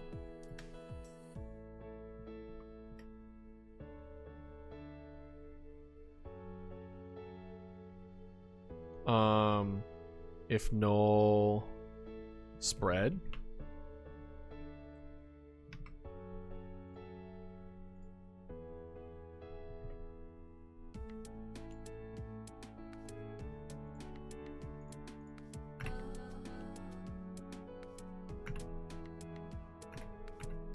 Okay, it's not doing it. No, okay. So, how can we do this? Basically, what we want is that if the array doesn't exist, so let's say there's only 2 targets, that means it is still collecting a target 3, a target 4, and a target 5. What we could do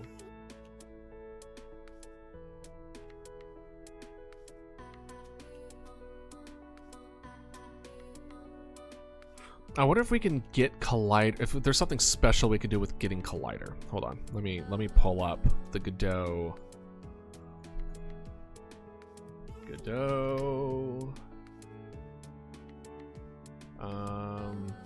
Get Collider. Here we go. Let's see here. Boop. All right, so get Collider is what we're running with here, right? It returns the RID of the first object that the ray intersects, or an empty RID if no object is intersecting.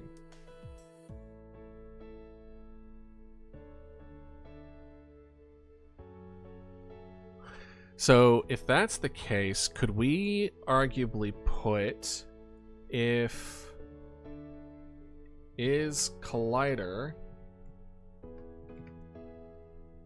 if attacked is Collider? No. That doesn't make any sense, does it? Let's see here.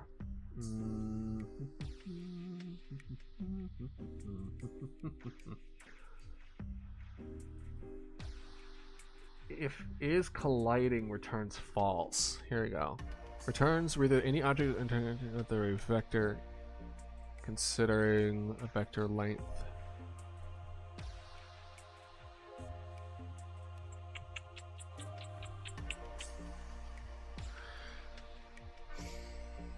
Is colliding.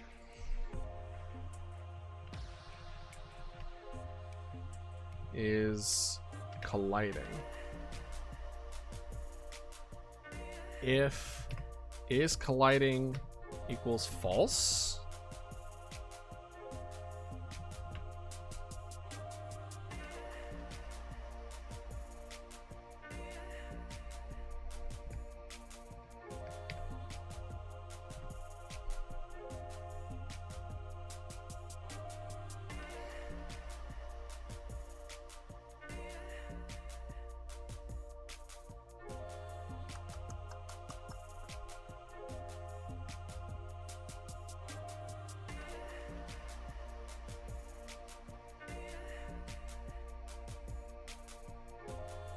Maybe we do it, we're doing it too far down. What if we did it up here where it's location choice? Location choice dot is no. Okay.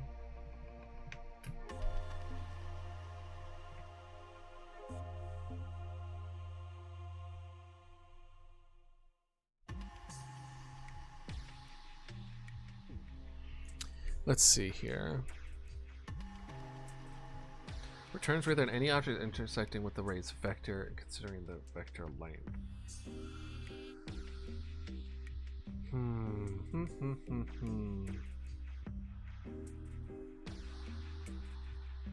This colliding returns false. Because it's not necessarily that nothing is colliding, it's just that these colliders, targets 3, 4, and 5, aren't detecting anything. So these are essentially being like false, false, false. So if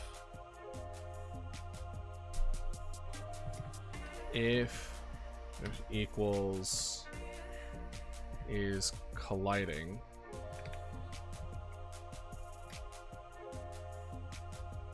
false.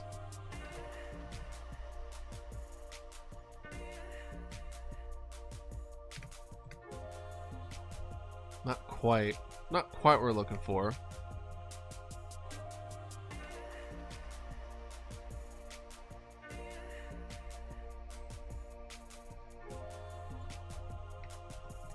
All right. Well, let's see here. How to remove empty array in Godot.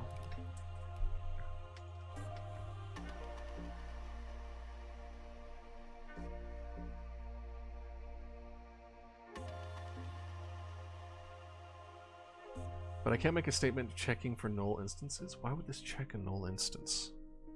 Hold on. There you go. Probably better that you can read now. The docs is warning us not to do because the elements are re-indexed after each removal, which means the loop will skip checking the item and follows a removed item. For people who stumble upon this trend wondering how to proceed, this page alters alternatives. Let's see. Issue debugging might get bumped to this piece of code. Godot doesn't see any problem here, even though doing this will totally break iteration and skip elements. Things to use specific feature for these reasons. This is standard on Godot collections. By looping backwards so erasing won't mess up indexing. What's the proper way to rewrite the piece of code if editing rated loops is forbidden? I use this code.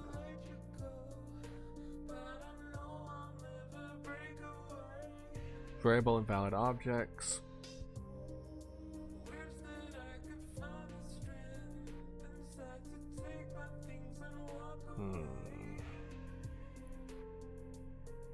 Let's see. For ID in shared objects, if not is instance valid shared objects, invalid objects dot appendix ID. It's easy to remove elements while you're iterating. It's just not as efficient to write in GDS script because it requires a small tweak to the iterator. Or, if order doesn't matter, the variant spares shifting every element when indicating. Create an infinite loop by adding elements to the array while iterating over it. So in 2044, I just felt foul for this issue because this fails silently.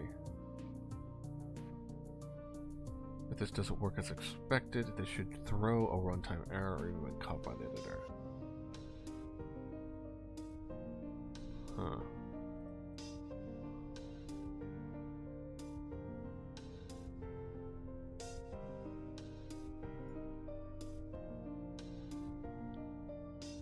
Okay.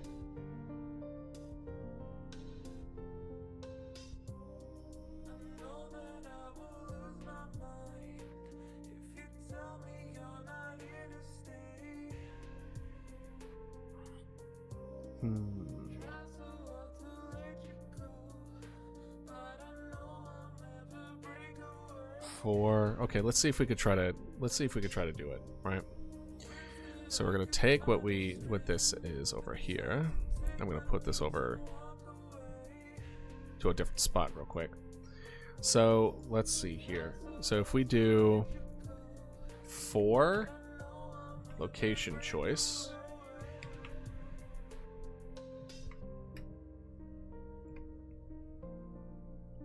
if is instance valid,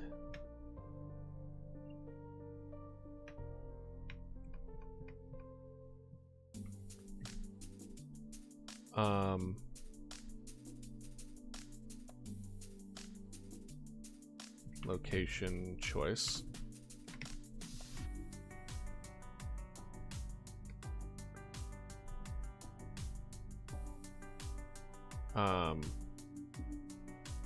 Spread.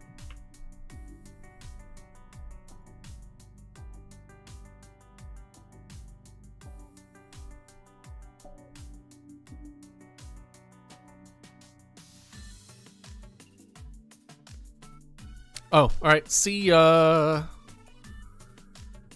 Get home safely. Sorry, I was blocking my blocking my screen. All right. Maybe it's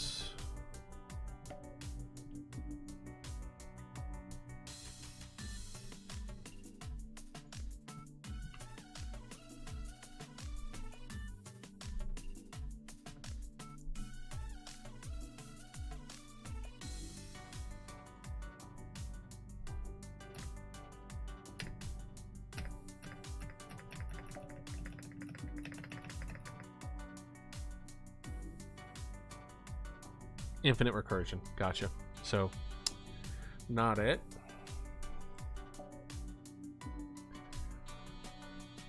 Okay. Well, the way that they had it is that you erase dot erase object. I don't want to spread the whole thing, right?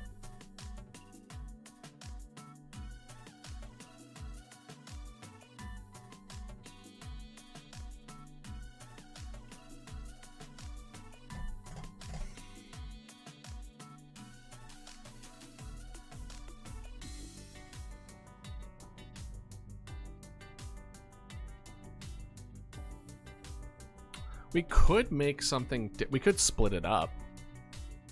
It could. This might be a lot, right? Where we have spread and where it's like a detect and like a function detect and a function spread, where the detect is the get collider for everything, and then for the spread we determine like, oh, as long as it's valid, then when you click the button, you're good to go. If it's not valid, then it runs it again. Right?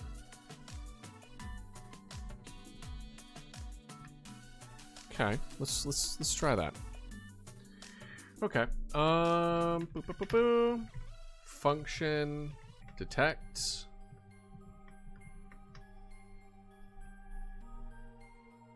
And it's all these.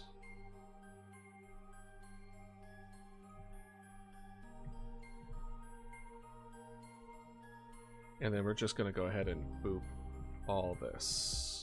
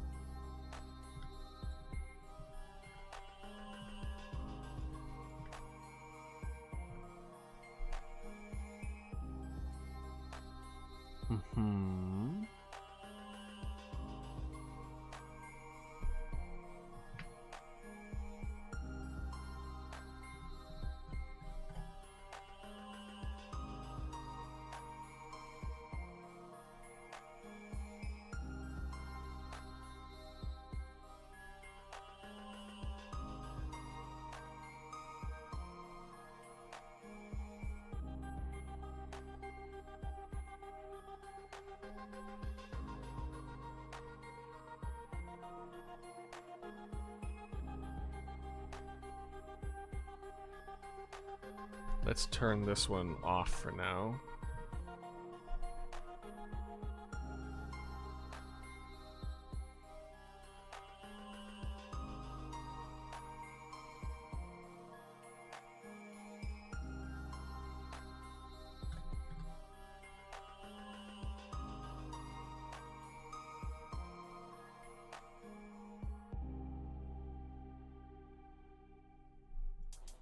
Let's just do if a detect is not equal no.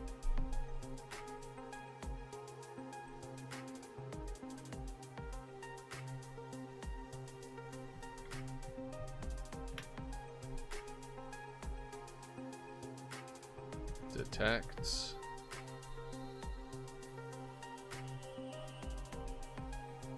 Detect. Detect. Okay, let's see if it still works or if we broke it.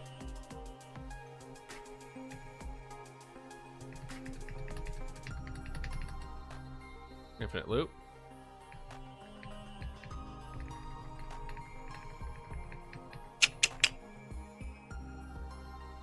I don't broke it.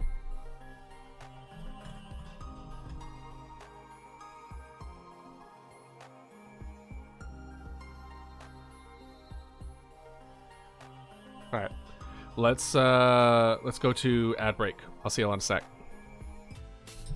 Okay, it's leftover, like, you know those like Airhead sour strips? Oh, so good. And then it's like leftover road snacks. Does anyone else have that? Just like, okay, for the road, I always get something sweet and sour. I get something savory. I get water, and then I have a caffeinated drink. Yeah. All right, welcome back. We are fucking everything up.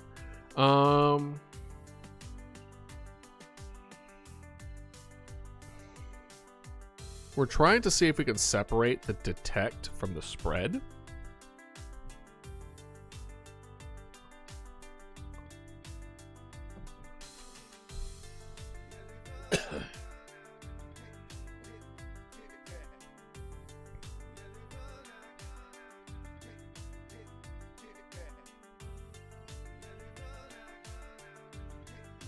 I think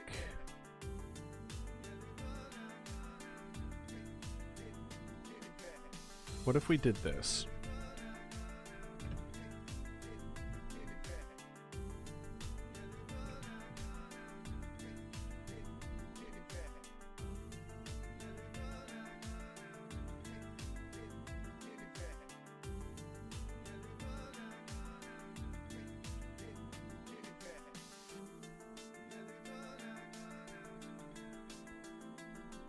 And then let's try it again.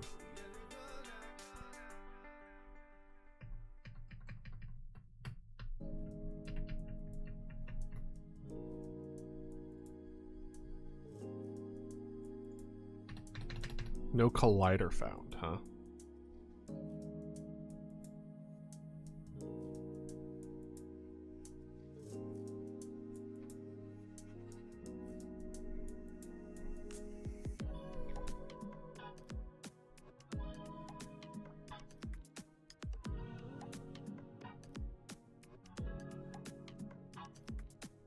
Oh.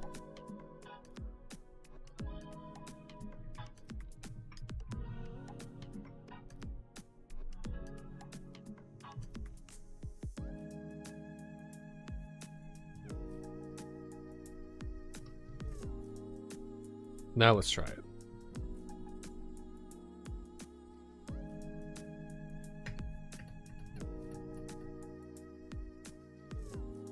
Oh boy. Okay. So not that. So it's not detecting anything. Why isn't it detecting anything?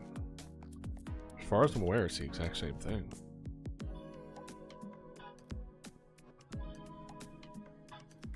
Okay. Pick random.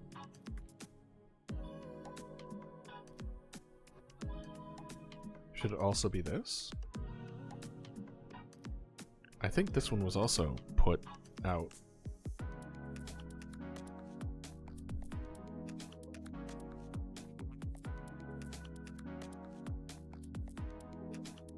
It should equal all the same. I don't know why it's not detecting.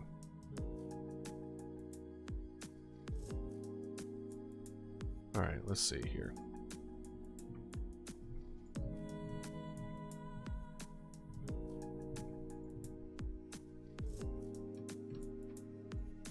Let's see if all this is what we're supposed to be getting, right? We'll just only do 3 through 5 again. Well, no.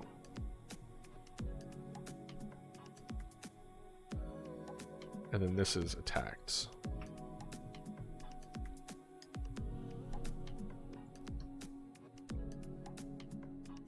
Then attacked.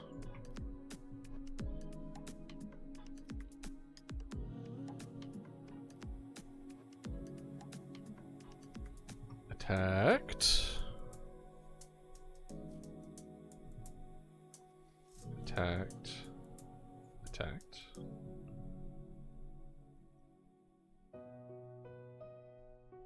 Okay. Now let's see.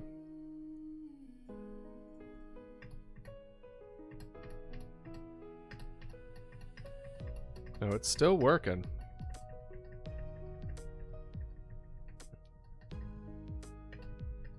Look at it, still going. Go, go, go, go, go, go, go. Now it's stuck. Okay. Anyway, so this worked. But why did this work? And the other one didn't. All right, well. It was a decent idea. It didn't want to play nice, which is fine. And then if instant is not valid, if the location choice isn't valid, then I want it to repeat. Because if we did this and we did do spread again, it's going to loop forever.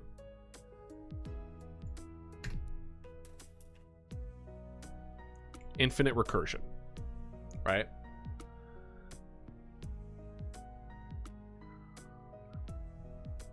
Oh, well, we could do this.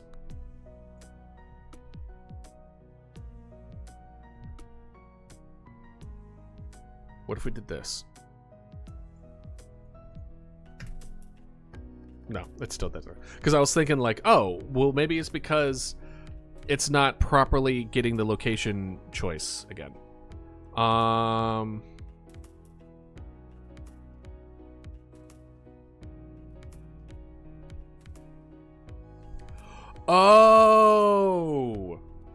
I'm an idiot. All right, hold on.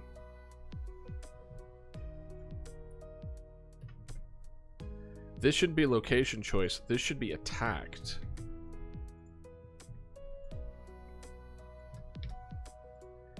If attacked isn't valid, then we run it again.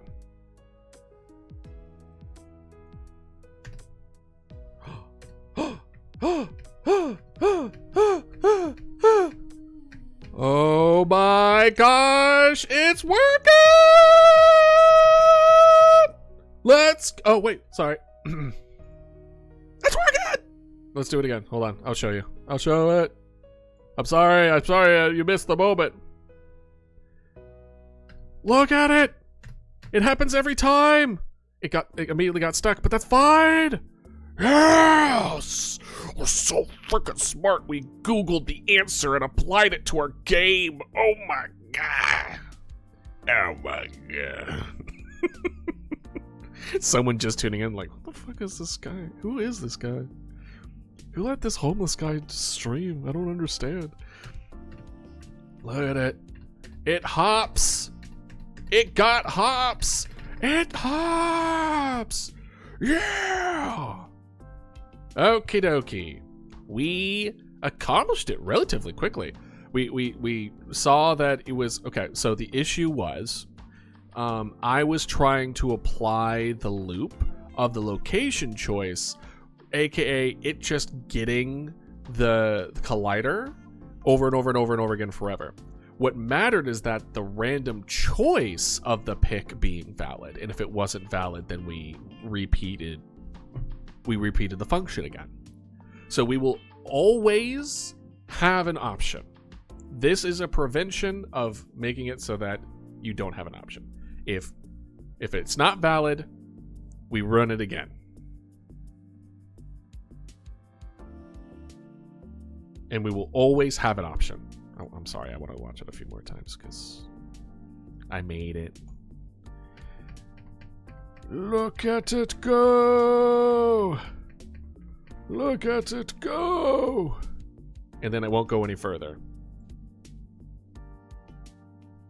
And then it will infinite recursion script because there's no other option. Okay. Okay.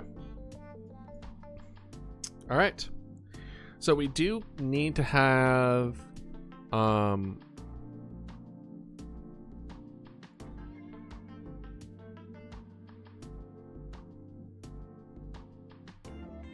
should we have another if inside of it? If not null, then spread.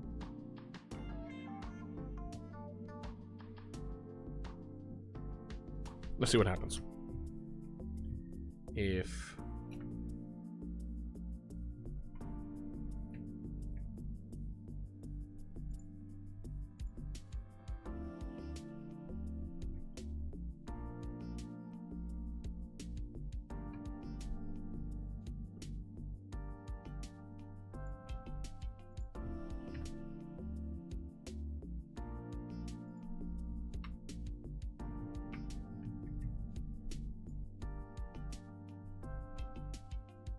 no. I don't know what I was trying to do. I guess it was just like if it does get itself into a corner, I don't want the game to crash because it just loops infinitely, right? I would like to avoid infinite loops if possible. All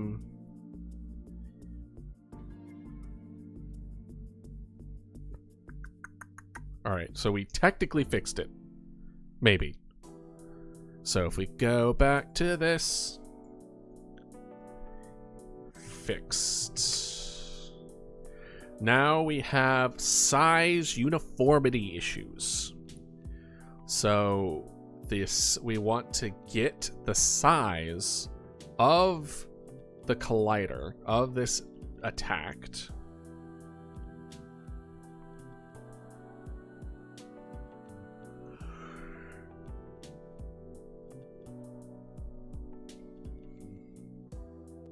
before all this. I would probably say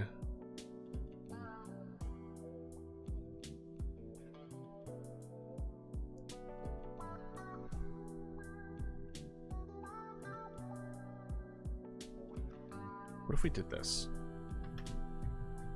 Bear with me. Function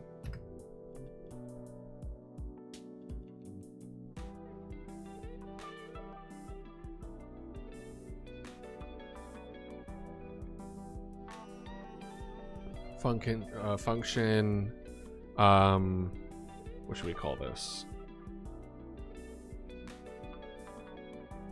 This is the spread of it, but the no, not contamination. I'm just trying to think of like a good word. I'm thinking about just doing this, like here.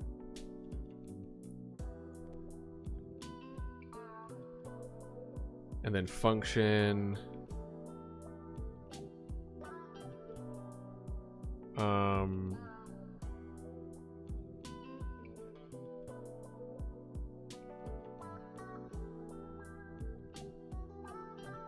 attacked location.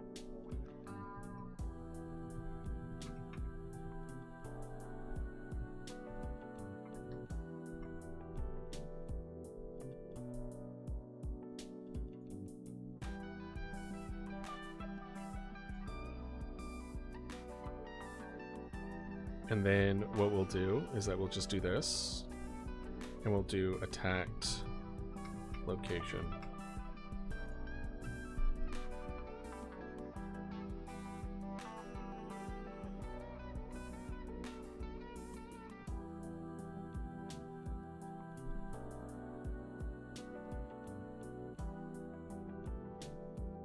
Expected conditional expression after if. Where did I mess up? Why is this here? This is attack location. Okay, let's name it something different. Attacked.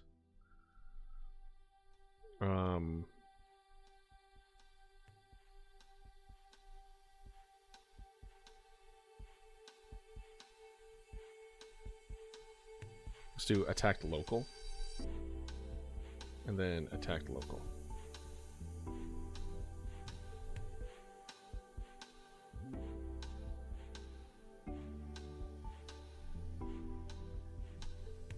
Oh.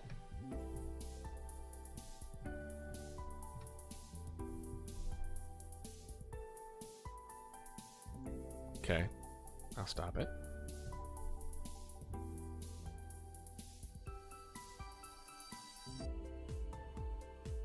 Oh. So would it be just this?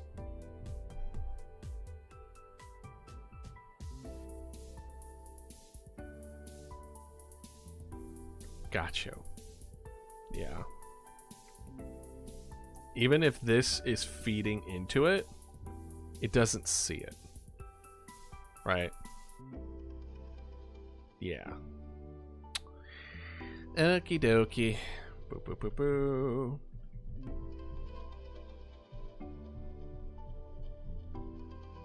Yeah. I'm just trying to make it cleaner, I guess. But maybe cleaning should be left to after it functions appropriately. Function over what it looks like. Worry about making it look good once you know what the hell you're doing. Alright, let's make sure I didn't mess it up too hard. Looks good to me. It still breaks out here though, but we're here. Okay, so I don't think we have to worry about the null thing for changing the size of something though. So I think we're okay. So this is what we need. We need to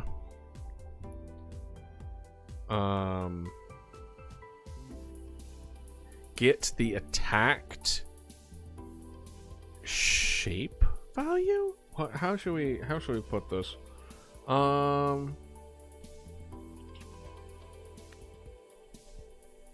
Viewports, because we have like old house and stuff like that scale, kind of like node 2D. I want it to get the number of the scale of the node 2D for collision shape, I believe, at least. Is it always 2? Okay, hold on.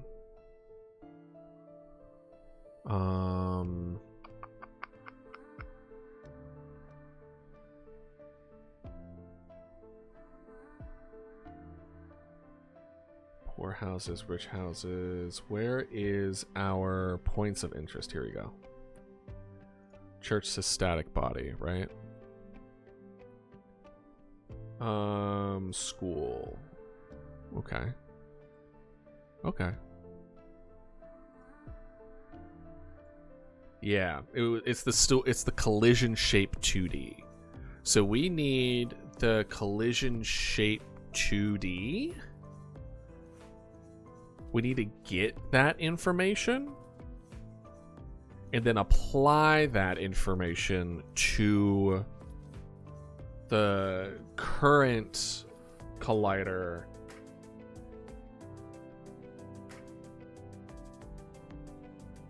which is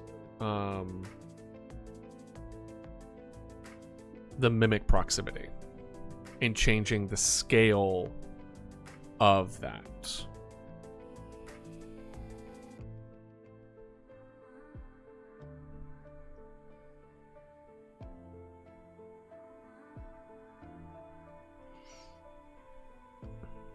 Let's see here.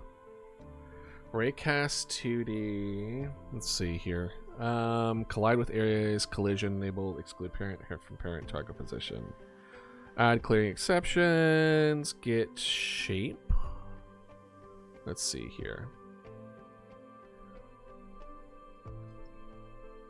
Returns the shape ID of the first object.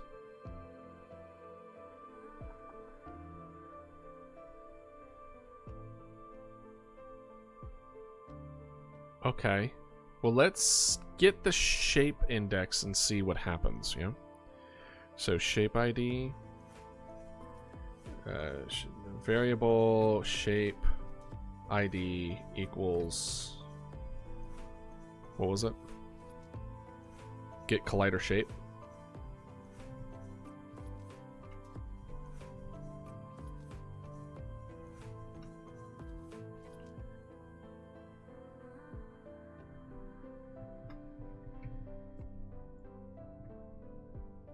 Will that work? It needs to be an integer. Is it an integer? Yeah, I didn't think so.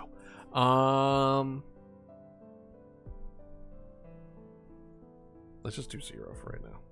Let's see let's see if it even returns anything.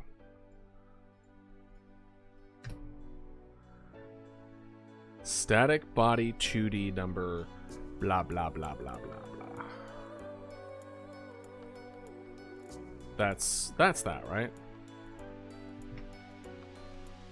That wasn't something that was already there before. No, it was there before.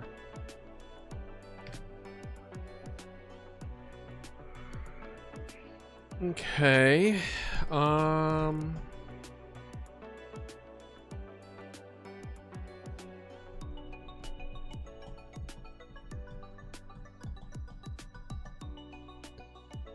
So, okay.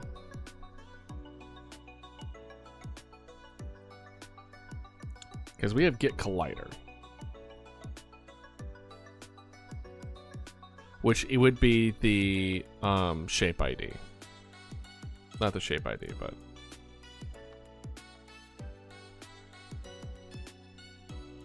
let's just do it at like 1 or something.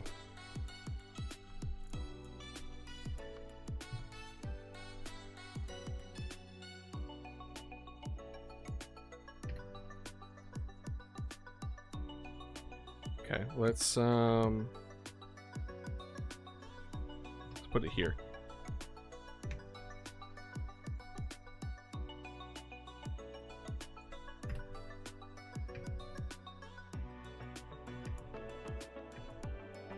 No. No. It's not getting the shape. Oh, I'm stupid.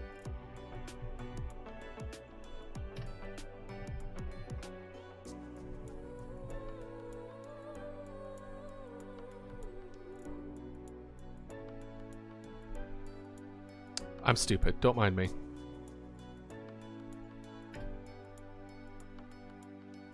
Zero? Egg. 0. Hey, Star Beast, how are you doing? Look, Star Beast, look. It spreads. And it doesn't return zeros anymore. Let's go. Right now, I'm trying to see if how I can change the distance depending on the size of the building.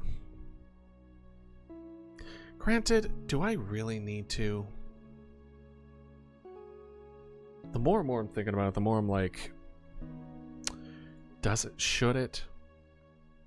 The bigger the building, does that mean that it's able to run farther just because the building's bigger?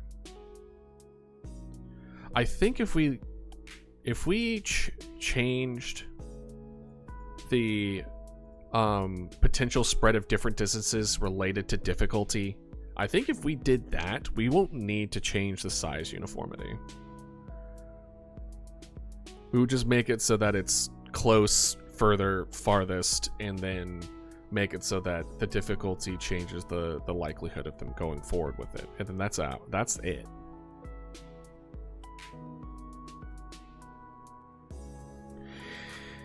Okay. Okay.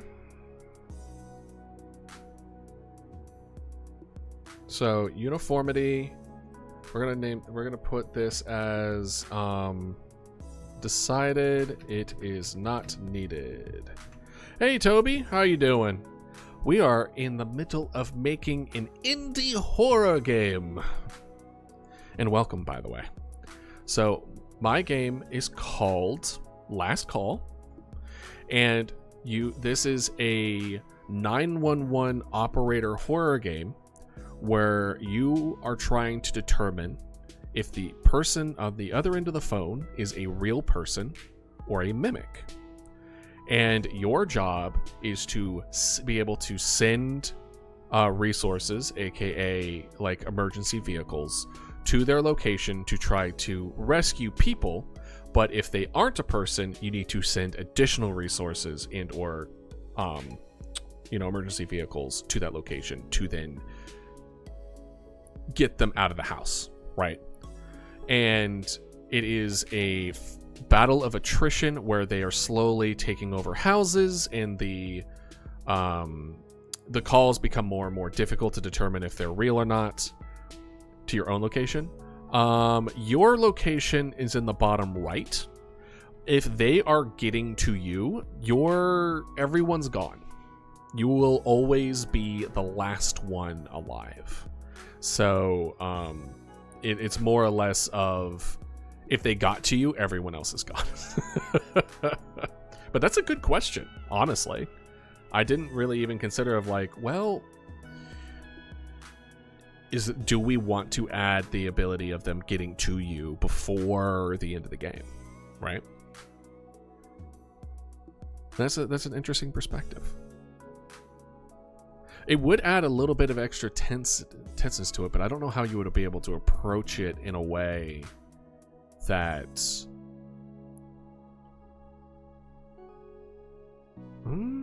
maybe does it sacrifice people to survive? Well, the way that we're going to be designing this game is that the difficulty of it is that the calls become more and more frequent and the resources become more and more scarce, especially when you are making mistakes. And when you make mistakes, the vehicles are lost, and then you have less people to send out. So then you have to decide who that you should send it to. Do you want to, if you have 2 or 3 calls coming in, and I have like a school versus a house, and if I know if I lose the school, that means they can spread to all these other houses over here. But if this house were like, it only can move to like 2 or 3 different places, I'm going to have to make a decision of sacrificing the smaller house for a more important location, right? So it will eventually get to that point of you have to decide who lives and who dies because you want to last as long as possible. No, you can't unplug the phone. That's, at least I had no plans in doing so. Why would you want to unplug the phone? Granted, you could go the route of not sending any vehicles at all and just sit there. I plan on having a different ending, specifically if you just decide to like turtle and just be like, I'm not sending anyone anywhere. I'm going to make sure that they're all around me and I'm nice and safe and they can't get to me. And then bad things happen. As you realize that that's not the way, or there wasn't really a chance to begin with. But yeah, no, that's pretty much it. Right now, we're currently going over the spread of the mimics and implementing the coding in order to do that. But we're kind of working out the little bugs here and there as of right now. And the current one is explore the possibility of keeping gaps. So it's the kind of going through the discussion, because if we just go through, right? Stop going down. As long as it doesn't go down. Man, it just wants to. We want it to be random, but there we go. See all these little spots here and there? Like this house is okay, these houses are okay, this is where we just died. How do we handle the gaps where it can no longer go, right? And a part of me, a part before I was like, oh, every house should be taken care of for that sense of dread, for that sense of like, oh no, I failed. Lazy ending. I mean, how would the unplug the phone be any different than the turtle ending?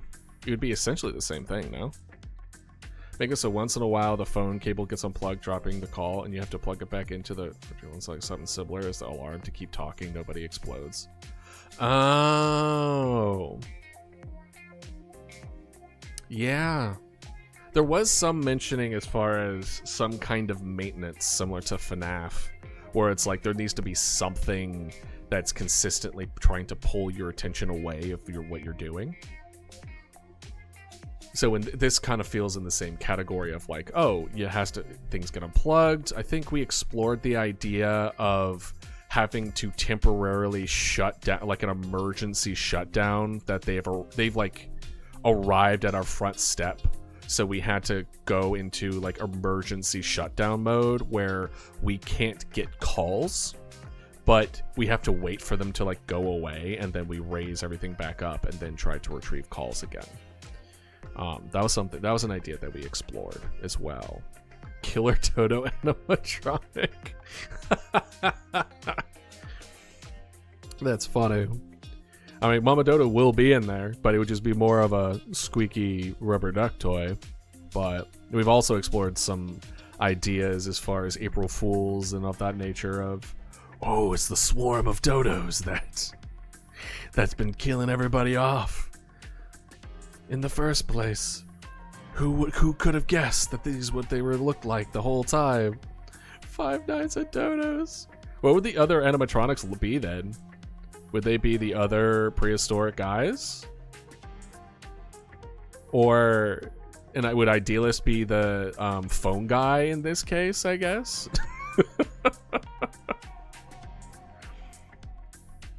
But yeah, no.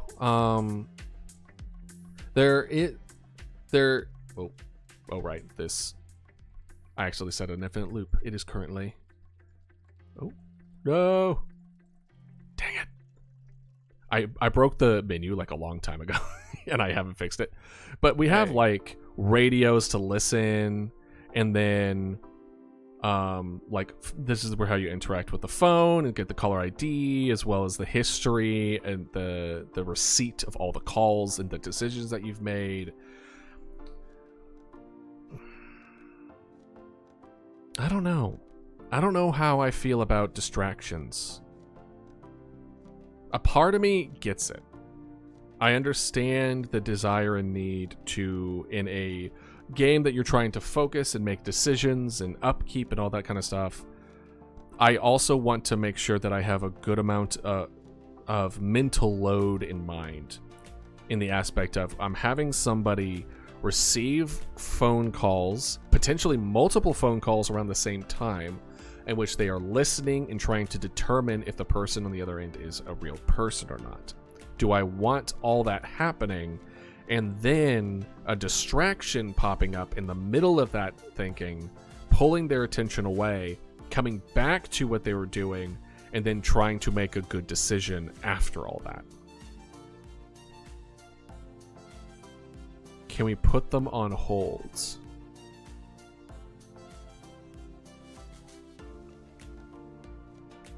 That's a good question. Yeah. I feel like you kind of have to. Like another call is coming in the middle of a first call, so then you put them on holds and then deal with the following call and then come back to the first call?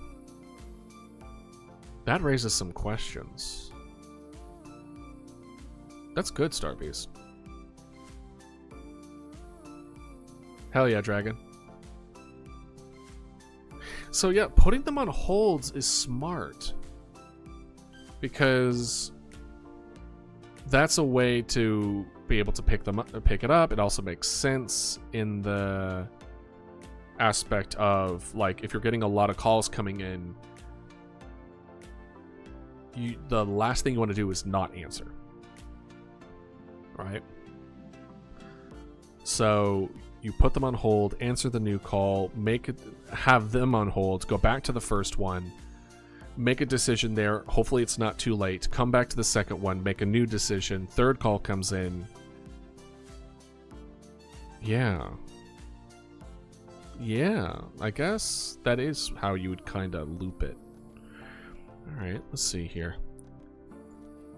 Do we have a section for phone calls yet? Coworkers, tutorial, imposter, radio, script, characters. Not yet. Okay. In that case, copy. This is phone calls.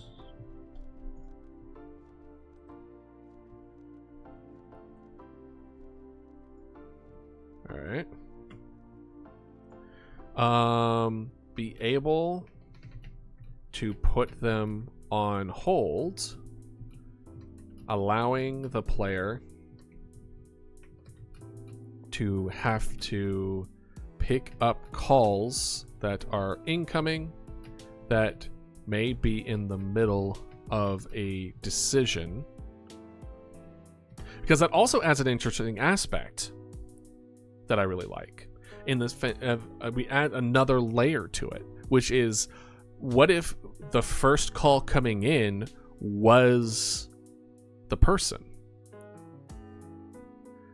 You are at the robotic voice 54 at the place in line, please hold. It's just like early 2000s punk rock. Drowning in my skin. Just like playing Green Day and shit. Like, what is this old music? What is this? I don't understand.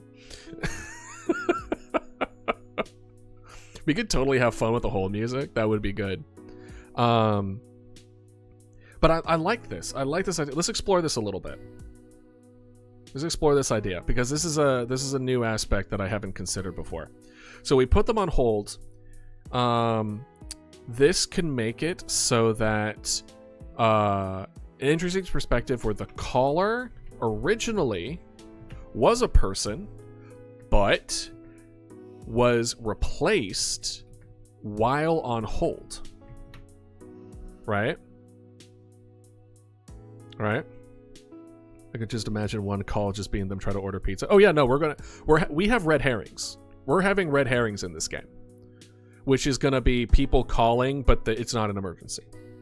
Like calling their parents, calling pizza, but it also we want to disguise red herrings as giving information about those people for the most difficult of the calls, where the only way for you to know is to know like the story of what is happening with these people and what's going on in their lives. I don't get why they don't design hold music that would sound good over phones. They have the song that sound good over phone. I have no idea. I have no clue why they design like that. But I also find it, I think we might be able to lean into the joke of it. What if it was like really, really bad, like just crunchy music? You know what I mean? Just crunchy music. Just being like, what song is this? Like, we don't got to worry about being DMCA flagged because it's so crunchy. Who's going to recognize it? What AI is going to pick up on that, right? So compressed, easy to very stock sound. Oh, man. But yes, no. So caller, which originally was a person but was replaced while on hold, and then the player can play back the call to determine what happened while they were gone. Hold on, I'll allow that to go through. The reason that word gets flagged is because of the bots that come through. They're just like, cheap views for... So, avoid using the word cheap, because the bot will grab you. So distractions let the horror get you. Exactly. All the DIY videos, right? Right? Oh, gosh. Or one of those ones where isn't there a meme with a talking frog? But it's a different language. You know what I'm talking about? Where it's just a real crunchy frog. It's gosh, what was it? Hold on. I need to look it up. We want crunchy frog meme video. The internet's not going to know what the hell I'm talking about. Different language? I don't mean crazy frog in different languages. That's not what I'm talking about. It's like it's T-posing and it's just like super just crunchy. I don't know how to describe it. I'll put it in the meme. I'll put it in the meme channel in Discord. All right, I'll put it there when I find it. Oh man, I need to. No, you didn't get flagged from hate. You got flagged from cheap views. You said the word. You said the word cheap.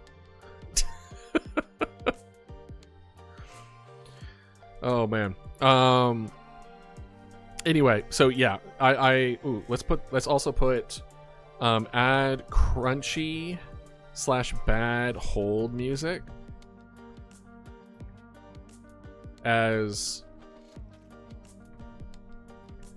well as other types of music. I know that sounds vague, but at least it's like, I don't want it to be crunchy the whole time.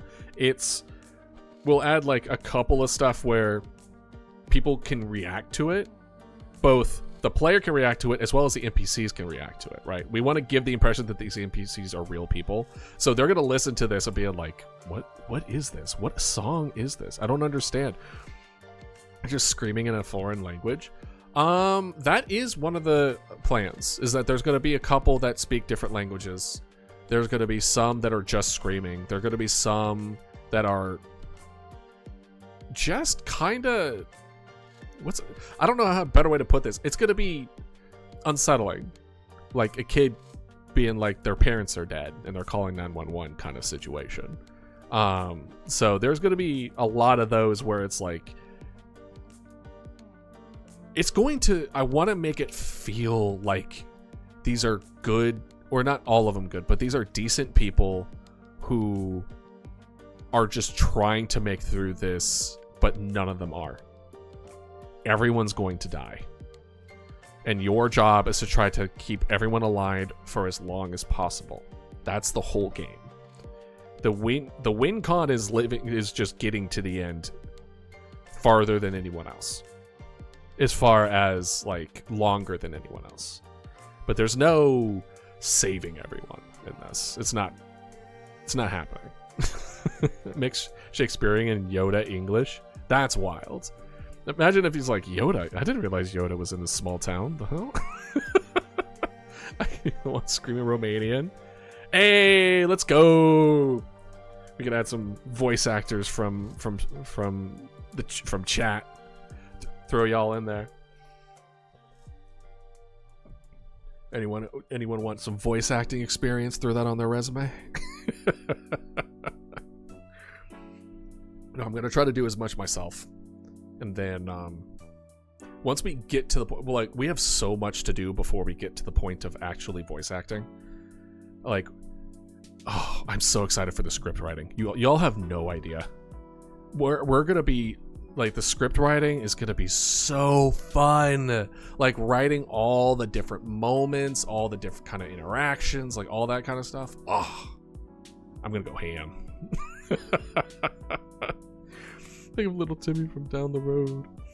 I did voice acting for a little bit. Really? What did you do? What were you in? Maybe.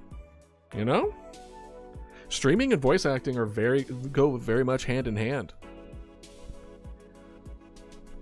I know a handful of streamers that are voice actors and vice versa. Way too high paced for no real reasons. That'd be hard for me. Well, I mean, just because it's high pitched doesn't mean your voice can't be a perfect fit in some situations, right? You just might not play characters that look like you, and that's fine. You know those people that are able to voice act in a lot of different roles and a lot of different characters, and you look at them and you're just like, the hell? Like, Timmy Turner is a girl? Like that kind of thing, where it's just like, what? So just the fact that it's like higher pitch and everything, just, you know, go for it. If it's something that you want to do it, right? There was a book club where I did for Wings of Fire. Voice a dragon. Hell yeah. That's cool.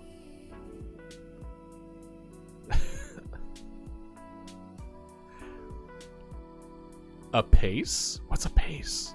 Or is that a typo?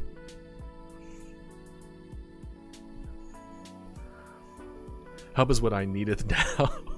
So it's like old English.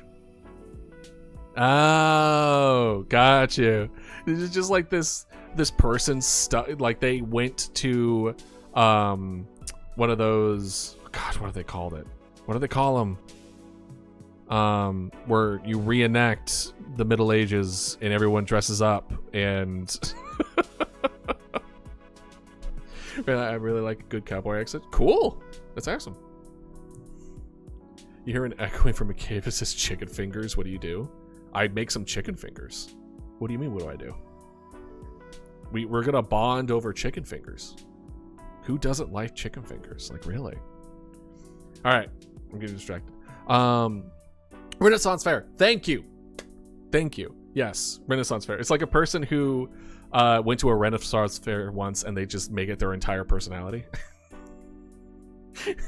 It's just like, Jerry, can you not? People are dying. Can you stop? And it's like, oh, how dareth you winch? Like that kind of like doesn't drop the act, never drops the act, totally is way too into it, and just very much it is just like that awkward phase of like 13, 14 or so, and then you're just like stuck in this mind, like this phase, and you just won't go out of it even when people are dying. It's like die by the bit kind of personality. That would be pretty funny, not gonna lie. Phone call in Klingon, wild. That would be wild. It's like, are we picking up signals from outer space? Like, what is going on here? And the Klingon was a mimic. Oh man, that's funny. That's really funny. Alright, call originally was a person who was replaced while on call. The player can play back the call but determine what happened while they were gone. I like adding the hold. The hold was a good idea, because now we add an additional layer of you leaving the call to take up another call saves that person, but you risk the possibility of not knowing if they've been replaced since you first rang them, right? You don't know. They could have been replaced. And then we have good, interesting situations where you can play back the call and you can hear them like talking or interacting with time moving forward. It's not like they just don't say anything else while they're on hold. They have their own stuff happening while they're on hold, like in real life, and then playing with that. I think that's really interesting, and it adds another layer to it. And I think it adds a little bit of like what people were kind of hoping for, which is kind of like an interactable interruption, right? Like the phone's cutting off, or electricity cutting off, or they're being attacked, so you have to defend yourself. Like there's been a good amount of recommendations about that now, where it's like people want some variability, like intermediate variability that's kind of like, I wouldn't say random, but like random enough that you don't really predict it all that much, that throws a wrench into what you're trying to do. I think people like wrenches. Put that on a shirt. People like wrenches. But no, I think we have something there. I like it. I guess while we're talking about the phone stuff, we can kind of go into it a little more. This gives me the vibes of the one adventure game that relies on saving people from being stuck in time.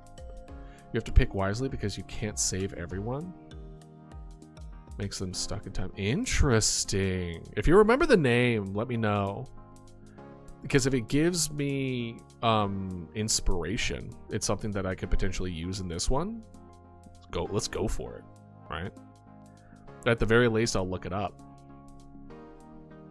I know we still need to do something hotline. I forget the name of the game. It's another horror phone game where you are trying to solve people's problems by looking them up on your computer, and it becomes weirder and weirder and weirder as time moves on. Ours is less like that and more like Papers, Please, but audio focused, kinda.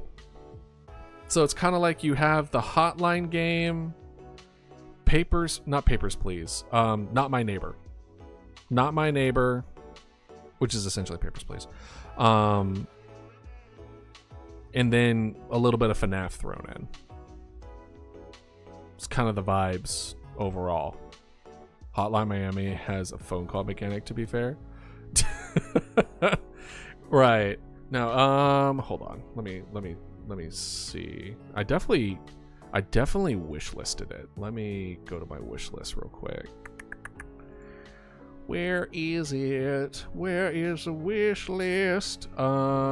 It is called Home Safety Hotline. Home Safety Hotline is what it is. So here you go. This is the game. That is, it's similar in the aspect that it's phone-based horror, but it is not one of those games where I would feel like we're doing the same thing, right? Mario Kart 8 Deluxe. Are you getting the new Switch? But yeah, no. Crunchy Bad hold music as well as other types of music that the NPC will respond to.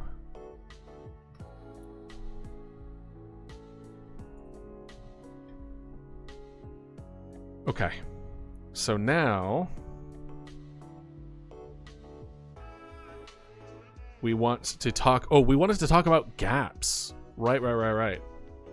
So with the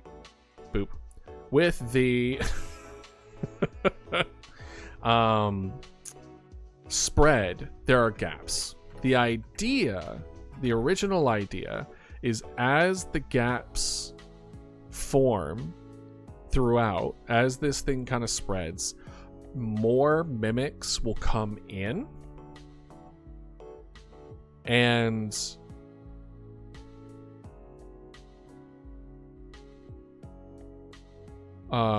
will prioritize the ones that have been skipped.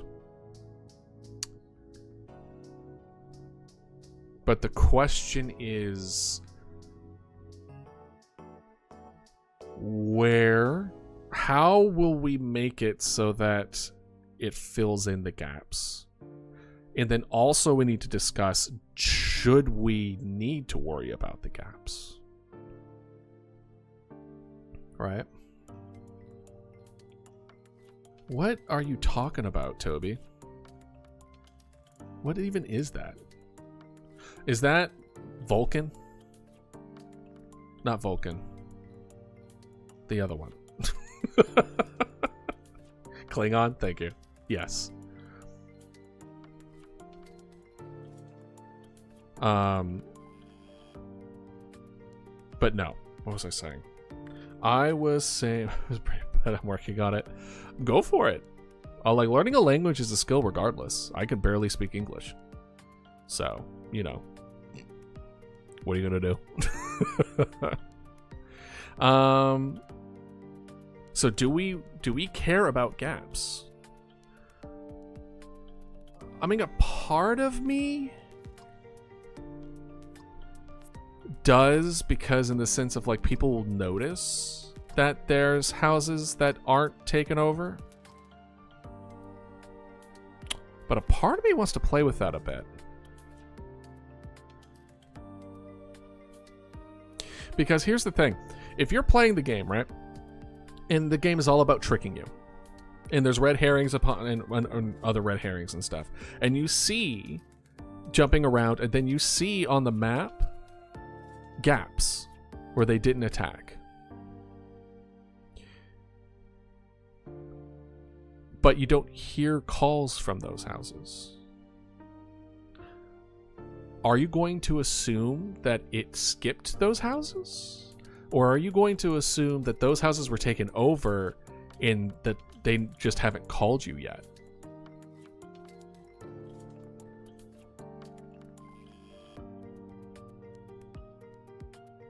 Mind the gap. Right? So, should we... Basically, we're trying to decide, before we try to attempt to fix the gap problem, do we need to fix the gap problem? Is this even a problem? Is this something that people care about? Is it something that people notice? Is this something that people that it would increase people's experience in the game if we fix it? Or is the experience negligible or worse?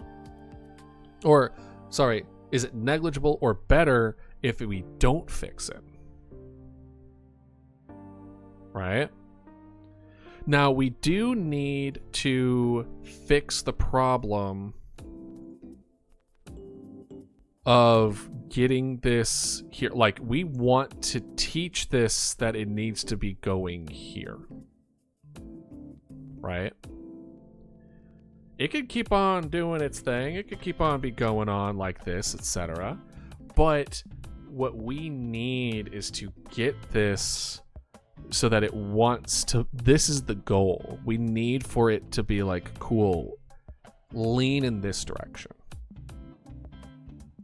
Right?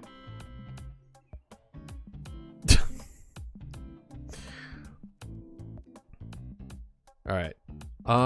Did we... I feel like... Did I miss it? I think it's about time. All right. Before we go too much further into this, we're going to go into ad break real quick, and I'm going to do another round of workouts. So, see y'all in 3 minutes.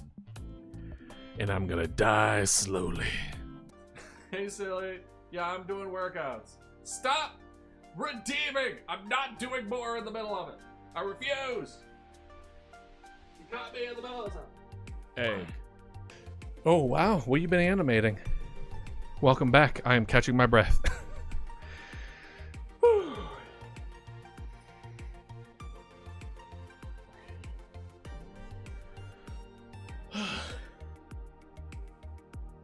Okay.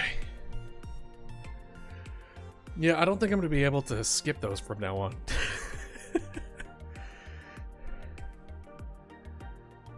Oh, cool. Why do you seem sad about it? Is that not something you want to do?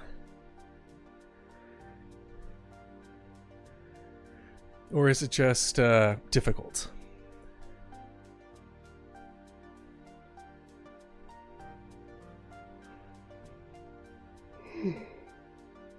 Sorry.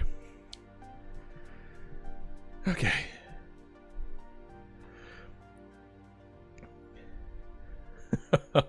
Sorry. All right, no problem. But hey. It's difficult. Got you. All right. Understandable. Well, take a little bit of rest. Take a moment. Put me on the background. Or don't. But yeah, animation's tough. I've been neglecting my own animations, and I need to start doing it again. I keep on getting sidetracked. Hell yeah.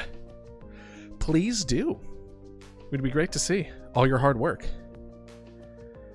Hell yeah. The greatest praise one could give me. Background music as you be productive. My God. Can't think of a better honor. I think most people want all your attention. But I don't want all your attention. All the time. That's so much pressure. That's so much pressure? Like... Bro, what? Oh, wait a minute. -1. Why -1? The cable company... Hold on. You were playing Cookie Run? You and my friends are obsessed with Cookie Run. I don't get it. But you know what? All the power to you. That and Infinity Nikki. They've gone absolutely batshit crazy over that. Okay, so 0, 0, 0. 0, 0, 0, 0, 0. 0. So the shapes become... Shape ID is not it.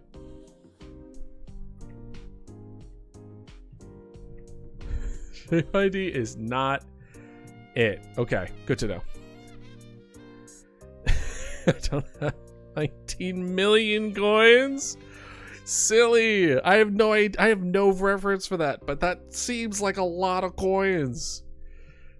If I ask my Discord right now, not like streaming Discord, my personal Discord, if 19 million coins is a lot, what are they going to tell me?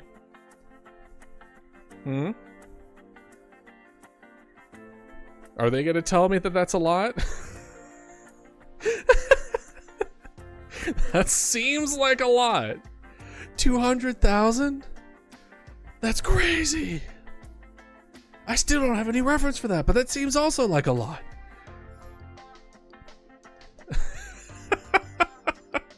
Why are you ratting yourself out? No one's making you say this.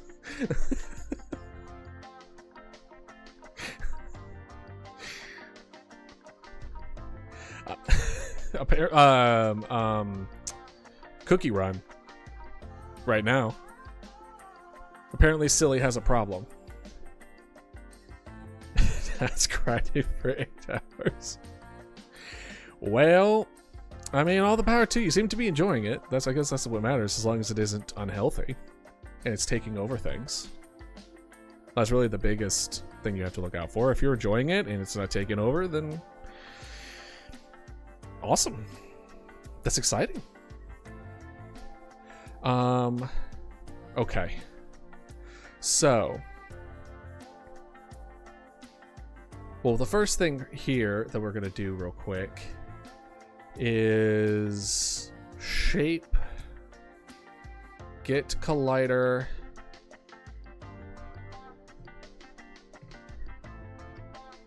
get collider. I didn't think it was shape. I think there was other ones. Am I wrong? That's collider shape.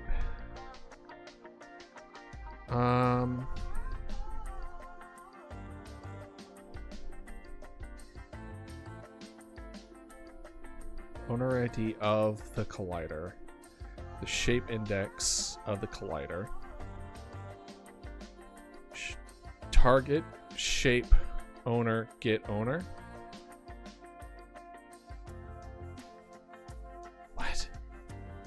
I'm so confused. I have 0 milliseconds on that game. I've seen way too many ads for it. I'm not downloading it. What game? Played like a cookie run, but I never touched Kingdom. Oh, the Kingdom one? Oh.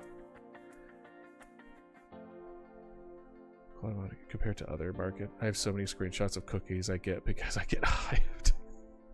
Yeah, I see them a lot, and we have a section on our personal Discord for gacha games in particular, and that's where they post things, unsurprisingly.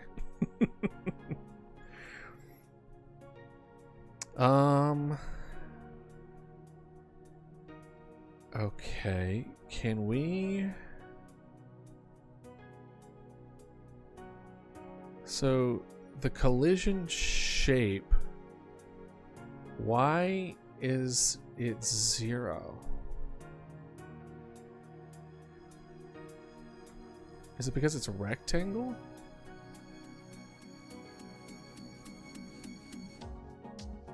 I wonder if that's what it is. Interesting. The -1s are school? So let's open the school real quick. Let's see what's so different about this school. Still rectangle. Still 4. Interesting. I don't know. Anyway, let me finish this stupid animation. My brain is dying. Alright, all the power to you. Project Diva. Save screenshot scores. I wish I could click on animation. Yeah. Animation is difficult. It's similar to art. Well, of course it is art. But in the sense that like it has like fundamentals and stuff. Granted, animation is it's kind of like a rule of weight. If you're able to represent weight of things and understand it in an instinctual level and show that through an art form, I think you're mostly there. But I think that's the key, is weight and momentum and density and all that other kind of stuff. As long as you can show representation of that, it takes you a long way. So for minding the gap, how?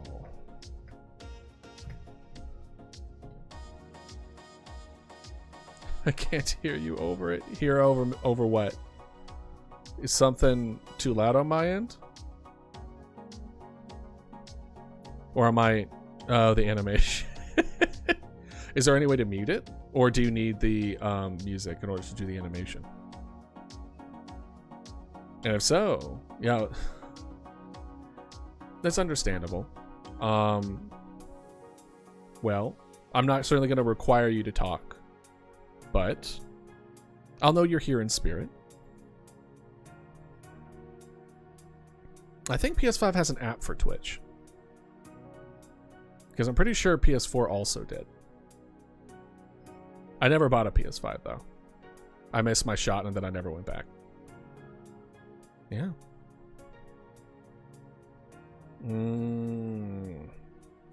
That does suck.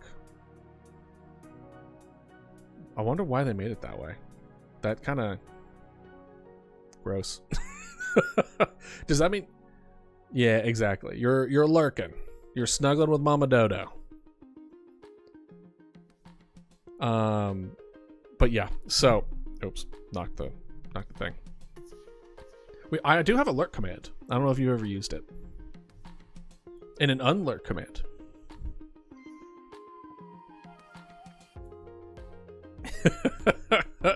Right. All right. Sounds good, silly. I'm excited to see how it looks. See how your hard work pays off.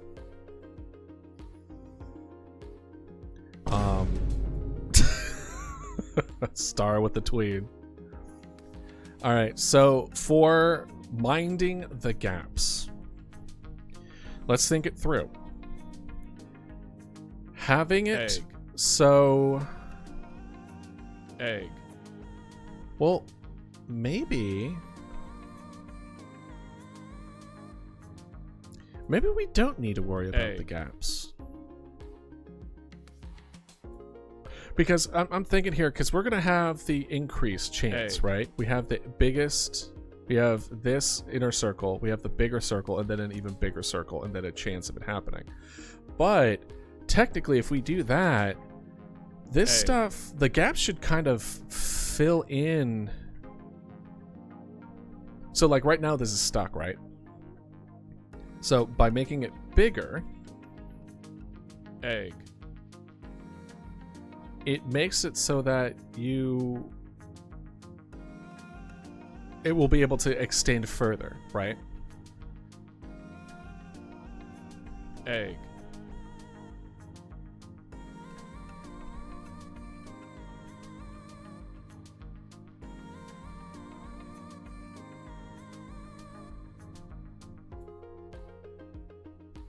I'm just thinking. Sorry, if I'm silent, it's because I'm thinking.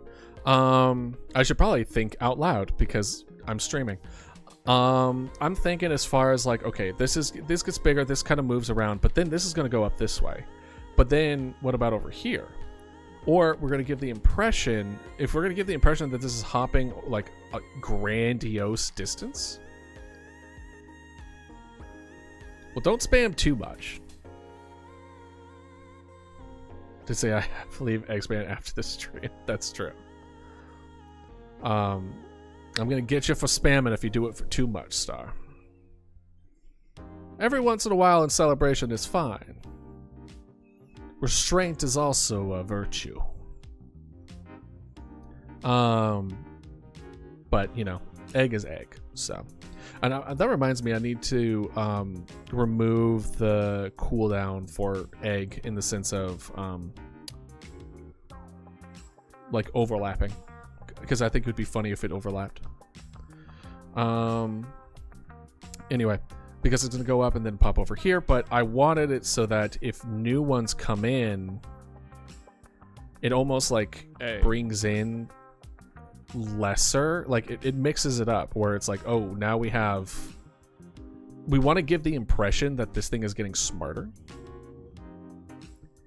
thus it's becoming more difficult, and then throw in suddenly there's like it feels like it got dumber for some reason, and because it feels like it's gotten dumber, then it's just like, why did it suddenly get dumber? And then that's when you realize there's more than one. So I want that kind of realization of like, oh, there's more than one of these things, and the dread that comes with that knowledge. So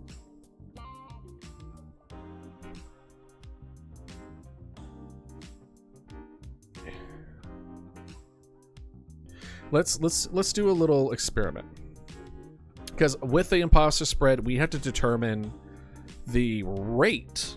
If we are going to have others join, we need to A, implement a way for them to join, and B, implement a way for them to because like when they come in and how they go about things. So let's just go forward with the idea of 10 imposter spreads. After 10 spread, a new guy comes in. So 1, 2, 3, 4, 5, 6. Preferably not down there because we don't have a way to get out of it. 1, 2, 3, 4, 5, 6, 7, 8, 9, 10. Okay. 10 jumps. We're now here. Now a new one comes in. Where does it decide to come in at?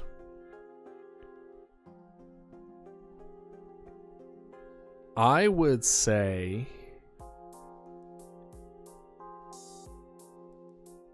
that it would come in at one of these two corners. I'm thinking potentially 3. Where it's like you have one that comes in from up here, like comes into this house here. It starts in this area. And then you have one that comes in at this area. So let's say...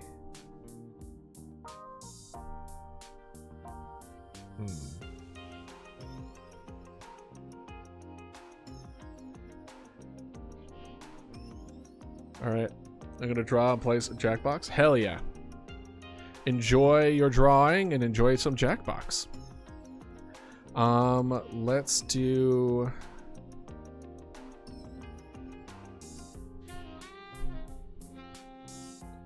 Alright, let's see here. So this is a function spread. Oh, where is our project settings? We are gonna do... That's spacebar for that. We want to add a Egg. new one. Add new action. And we're going to name this one Spread 2. And then we're going to have this kind of go as enter. Okay.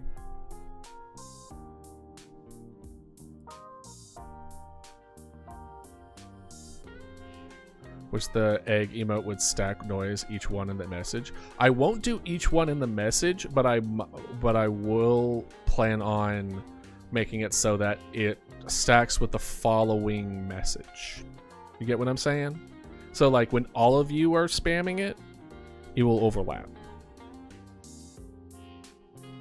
That's my current goal. Granted, if it becomes way too abusive, I will take it back. But you know, egg is egg. And then let's do spread 3.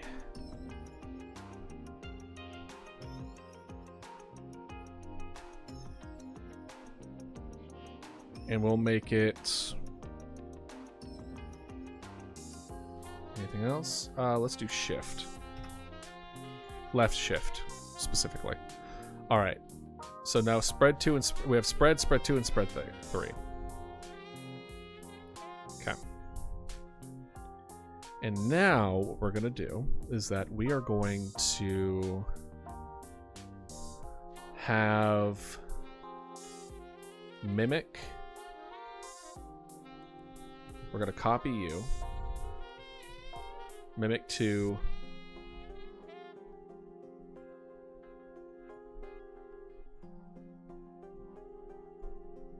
Mimic 2, and then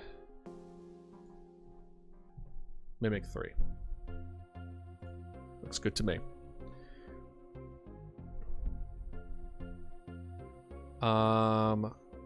Detection.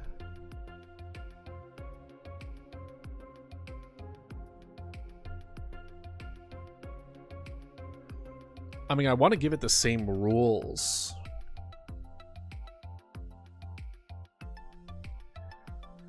We're gonna have to, instead of naming this detection, let us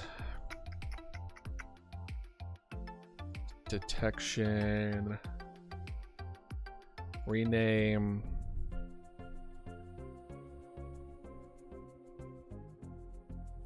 spread 1. We'll do detection 1.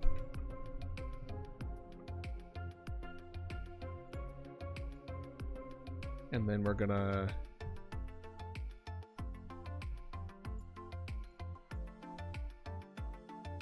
duplicate as detection 2, then duplicate for detection 3, and detection 2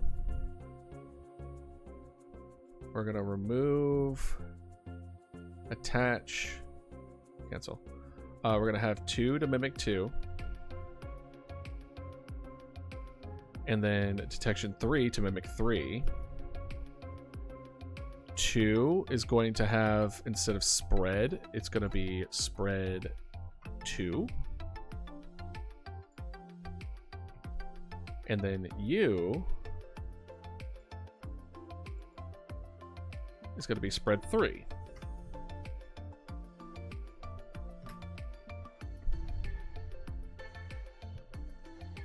Okay.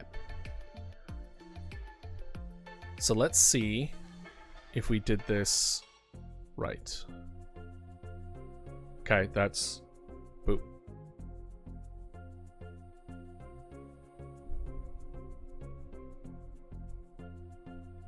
Mimic. Oh. Mimic 2.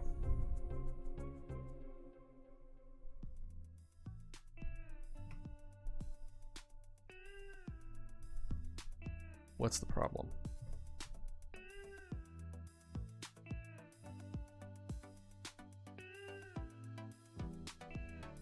Oh, does it need to be mimic proximity? No.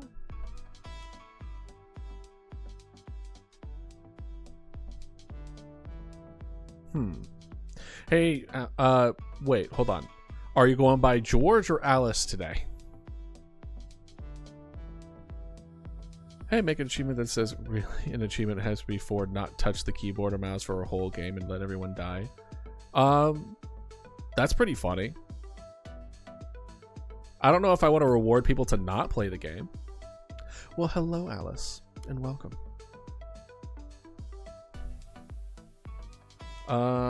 Let's see here. So we hit enter. This doesn't know. Okay, the value of sector 2 base object is nil. Why is it nil? Sprite 2D, that's you.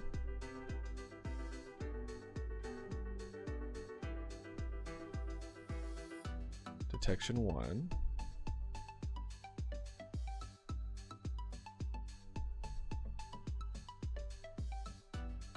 Okay. Detection 2 is the one that popped off? Why is detection 2 causing us issues? I'm confused. My unexpected conversation with family members took longer than I expected. I'm currently in the process of trying out what it looks like when multiple mimics are happening at the map at the same time. Seeing if I can make it so that they can choose. They know where to go depending on what houses are left at certain points. You know?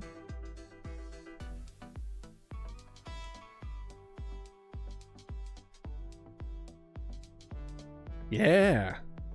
This is the repo one.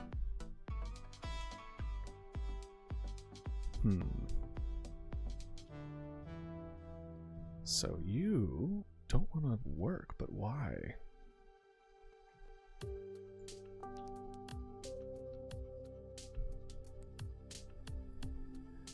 Okay. So you are going. Okay. So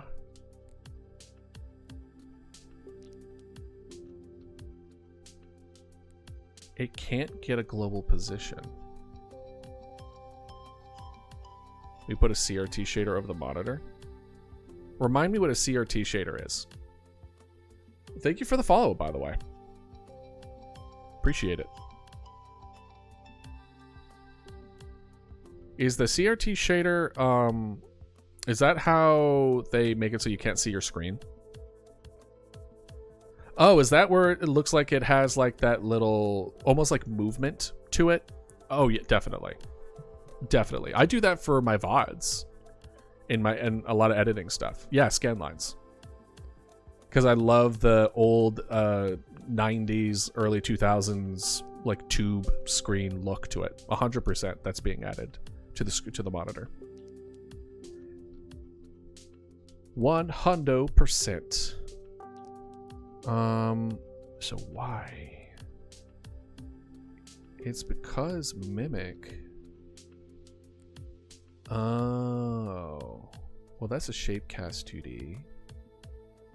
This is... Let me see something. That's within there. Let's put this up here. What the other one is.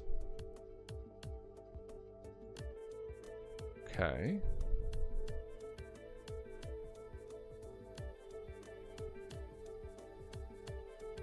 Make your own monochrome CRT display. It's a fun electrical engineering project.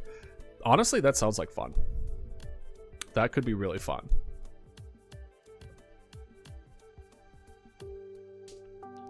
What is... Oh, yeah. I was like, what am I looking at? Is it really difficult?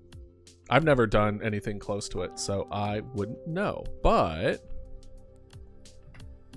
Okay. Now... No, it doesn't like it. It doesn't see Mimic. So why doesn't it see itself? Is it because it's overlapping? Perhaps? Let's see here. Let's have you go to 100, 100, and then we'll have you go to 150, 150. Let's see if that works. They're probably not great for beginners. Really high voltages that could kill you on the flyback transformer. Oh, okay. Well, I don't know how I feel about that. Oh, I know what I did. This was, yeah. Y'all, by turning, so the key, the shortcut to make this transition to this costume is the key to make this whole Godot engine take over my entire screen. So, okay, so is able to move, is not able to move. You still are not. Why?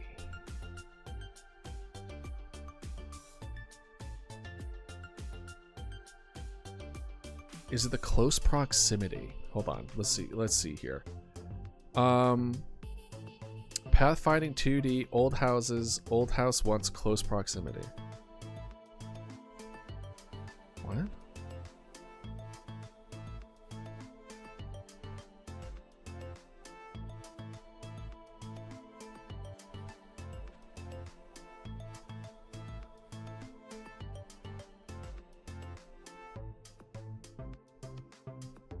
But imagine the members are just living dino nuggets that can mimic voices. Do you know the theory behind how CRT works? I do not. Would you like to let me know? Tell me. I always like to learn. That's the Sprite 2D. Can I like...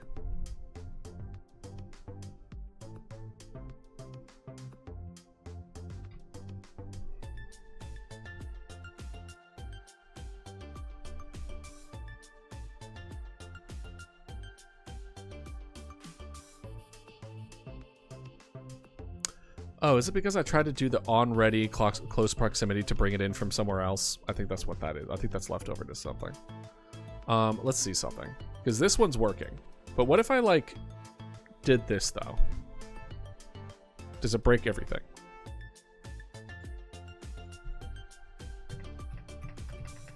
Whee! All right. Okay. So detection works just fine. The issue lies specifically with mimic global position. Oh, wait. No, it should be exactly the same. I copied and pasted. I was thinking like, wait a minute, I didn't copy it over. I did copy it over. This is the problem. Mimic global position. So it says it's almost treating this as like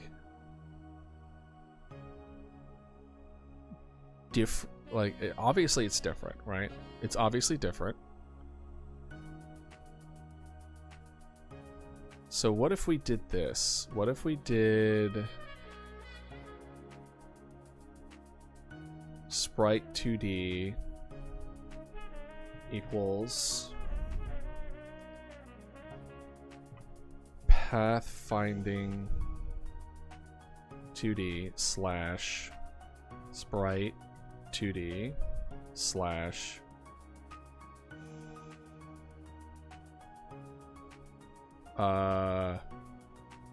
mimic 2.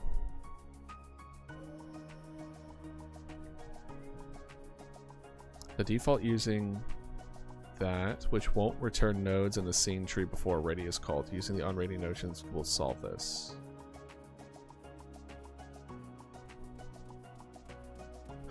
Is this also one of those things that, like... Why do I need this? Hold on.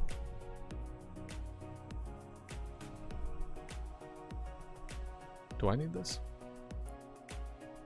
I do. I immediately do. So I do need this. Export variable mimic is a sprite 2D. The global position of where we are. I'll be back in a few seconds. All right, see you in a bit, Star. So the issue, I don't think is the mimic part. I think the issue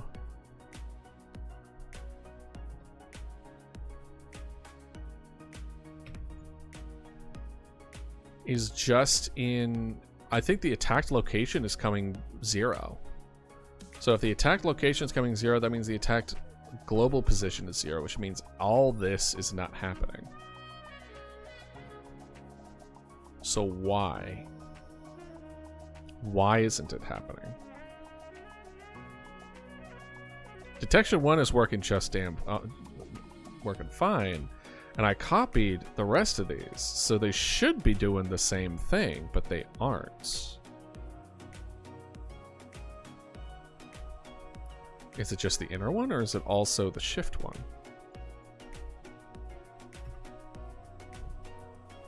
Invalid property of global position. The value of vector 2 is base type nil. Hey, Binkley, how you doing?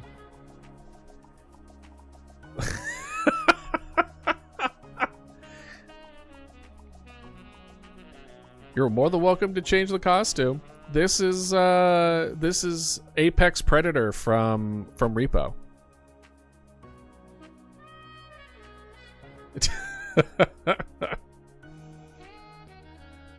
At the back, you have actual cathode. So the metal needle natively charged, you won't raise. So in a simple terms, flying electrons. In front of the needle, there is a metal circle with a hole in the middle, possibly charged, that are perfectly aligned. So when the electron is attracted by the positively charged node, it gets accelerated and shot through the hole in the middle. Interesting. Okay, I follow you. I have a scientific background. All right, let's go suck that guy up. I'd never said that.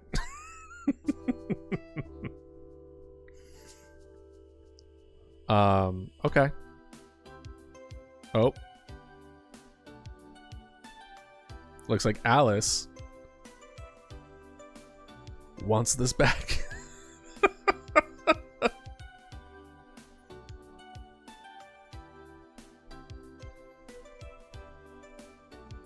This is also fine. Oh, should I be like...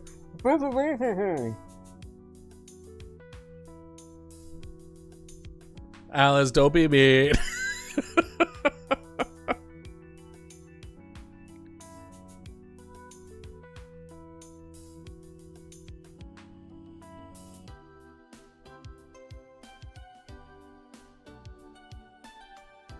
See, this one's good. Help, I'm trapped in a card. Bah!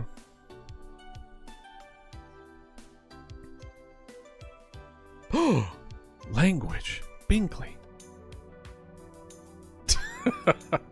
You won, Binkley.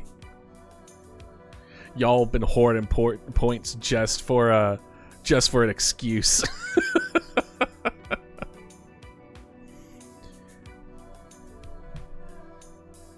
That's really funny, though. I mean, that's kind of how this turns out. Y'all be hoarding points, and then I make a costume that y'all don't like, and it's on site. It's on site with y'all. A whole thing breaks out.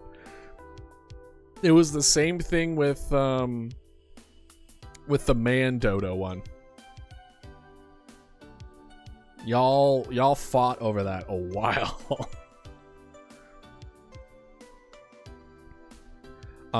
But seriously though, why isn't this working? Does it come up with an error? Okay. Because it didn't even come up with a shape ID.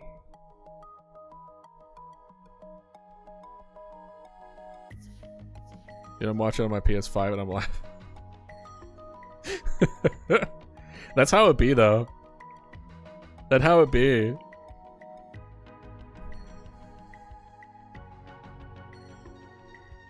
Where? Especially if it's like me, like trying to focus on solving this problem. And it's like, I'm just changing every 5 seconds. Like, but I don't know. It's not over here. But what about over here? But I don't understand. Why isn't this working? And I'm like, a card, a guy, a bird, a stuffed doll.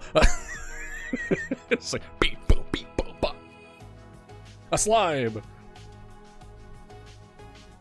Angry gods. Adventure Time is such a gift.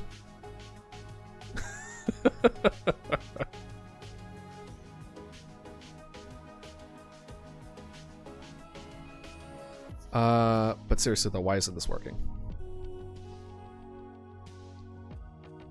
That's cool. That's great. Because I don't like talking to people. I feel that star. Now in front, you put a fluorescent screen that glows up every time it's hit by an electron.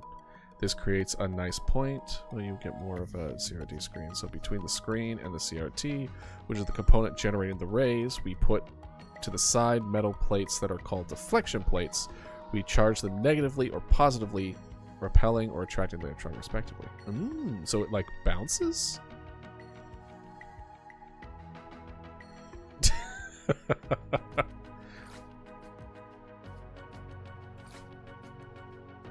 A lady for my laddie. Listen, Jake was a real one. It will be auto-blocked. Links are essentially auto-blocked, unfortunately. You're welcome to go to the Discord, though. I don't know if we have a section for CRT specifically, but you can post it on there. As long as it ain't, you know, spam and trying to steal our computers, I think I'm going to let it go through. You're trying to educating me on CRTs. I think I'm going to allow it. And you could do ! Discord if you want a link to it directly. Or socials. If you want to see any of the other socials.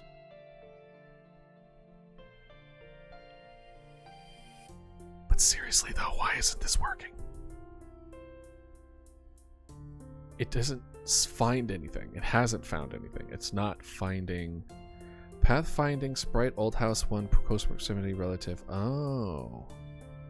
So it is the close proximity that is the problem. Okay. Pathfinding, sprite 2D, old houses. But I don't understand. Well, in that case, let's just do this.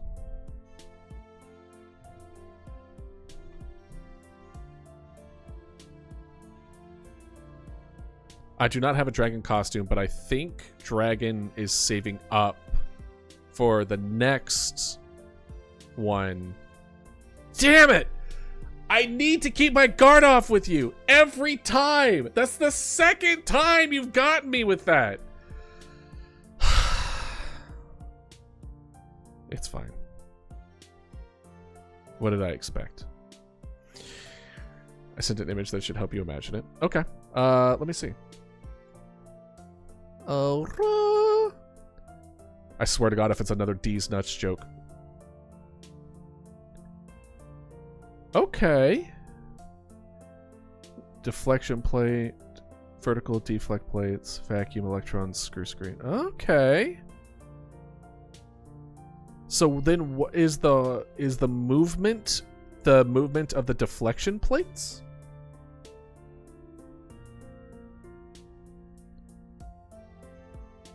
Yeah, you did. I can't say you didn't get me because you did, 100%. Speaking of got him, I fixed this problem, didn't I? Ha-ha! No, I didn't. All right. So it. Okay. Invalid assignment of property of key globalization values times vector 2 in base of project nil. Why? Why?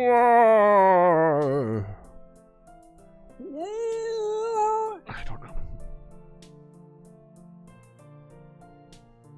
I already solved Hey. Did I solve 2 problems today? I solved a problem today. And then I decided not to chase another problem. Yeah, I fixed one thing and decided the other one isn't needed. That's some progress. That's some, you know? I think it's the mimic. Global position.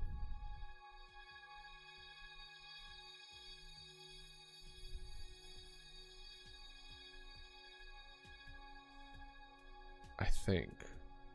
It's hard to say. Well, no. It would have been if it was something. If there was a problem with the mimic aspect of it, then it still would have printed the attack location, but it didn't. Which meant that there was no attack location. Which means something's wrong with this. But what? Right, Slime, you can make accurate V1 model because I want to see V1 Mama Dodo and accurate V1 Mama Dodo.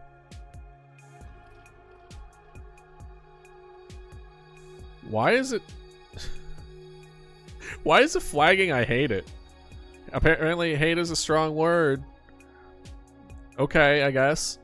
No, I can still do the Terraria slime. I have it written down. Like Motto likes here. He kind of. Oh yeah, that song. I like the beard. I like them chunky.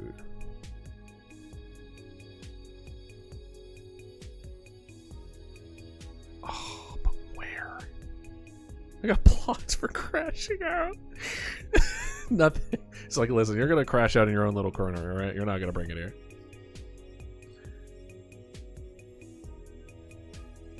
I mean, what do you pain? do you like? Okay, if you said you hate animating with your fingers, what else would you animate with? Is there a different tool besides just like drawing it, or are you drawing with your fingers? Because if so, that's wild. I mean, obviously you're drawing with your fingers, because I mean, I guess you could draw with your feet, but like, are you using a pen? It's like, I have a whole pen and pencil, but I'm too lazy to airdrop it to my phone. Oh. Listen. I don't want to victim blame. But you said that the reason you don't do it is because you don't want to airdrop it, because you're being lazy. I feel like at that point, the frustration of dealing with no pen would make me not as lazy to then Nike it so I don't have to be angry anymore. You know what I mean? By varying the voltage on each deflection plates, you can hit any spot on the screen. So now it point at move lines and make it so that over the screen 60 times a second, so 60 hertz. Yep, which is conveniently the mains frequency.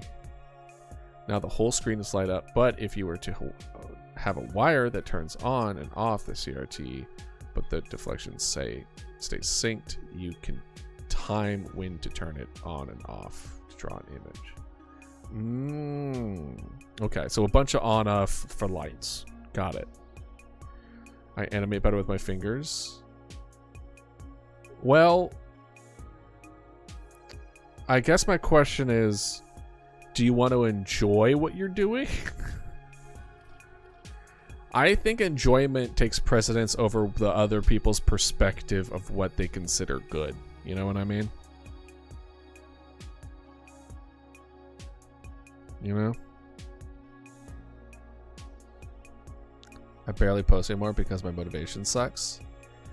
Listen, it ain't a race. It ain't a sprint. It takes however long it takes. Hell, I need to work. I have 8 different animations, not including the big animation for the video that still needs to be done that I haven't done, that I need to get done. It will get done when it gets done.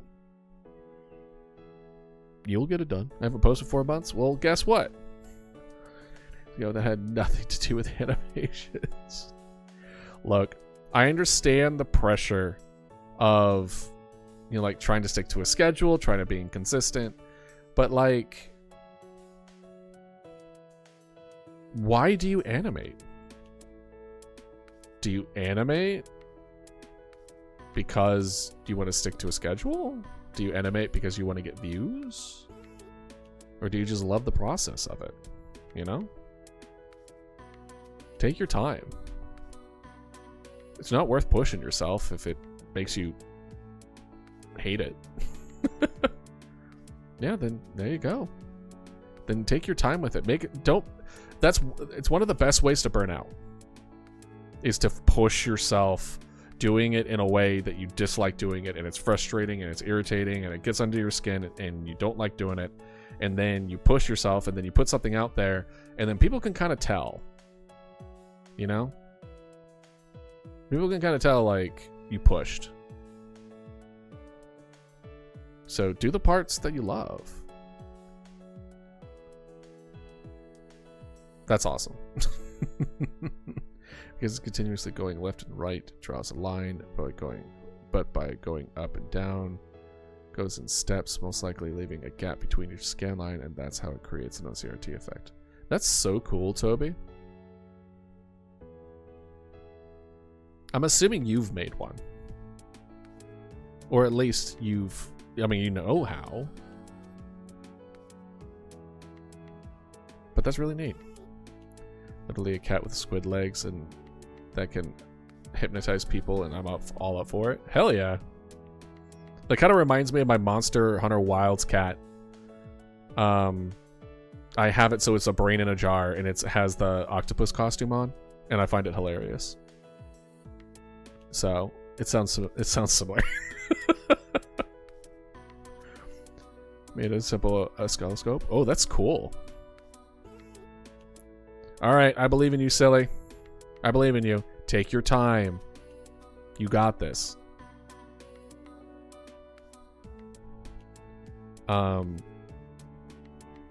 Seriously though, I have no idea why this isn't working. Because we got the sprite 2D, we have the mimic, we have the good to go. We press the spread 2, we get the collider, and then we have a location choice around the collider. The collider's around the mimic. Okay. Of course, no. Rah! I'm on the PS5 now! Oh my gosh! I'm running so much more smoothly. I feel so animated. My god.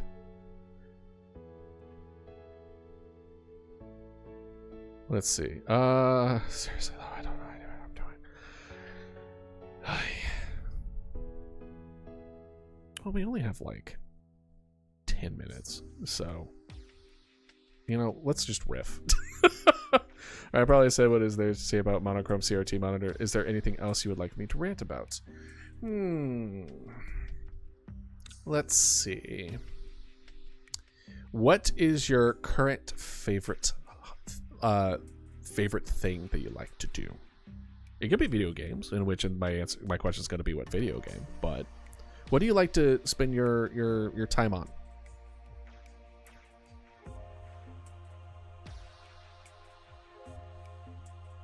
Maybe it's CRT monitors. It was just a nail on the head. Rant about tea? Why tea? Because you want to rant about tea. I remember you talking about rose tea, which I still haven't tried yet. I'm working on that.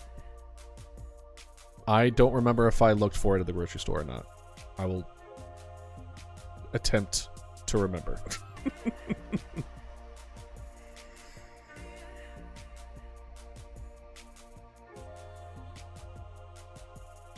But, yeah. No. We got a lot more done today than I thought we were going to. But I think our current now issue is introduction of additional mimics, seeing how they fill in and interact with the houses, how we can get them to kind of jump in where they need to go. And then from there we would go and influence the... Let's switch this. We'll switch these two. We'll make the spread in different distances up. And then from the different distances, then all locations, or not all locations, are equal. And then finally, we'll need to do timing. Which timing, I would say, is a high. So this takes priority, but we need all this figured out before we can worry about timing. So like the issue here, right, is like I'm hitting... Oh, it's broken. Hold on. My game is broken. Oh my gosh.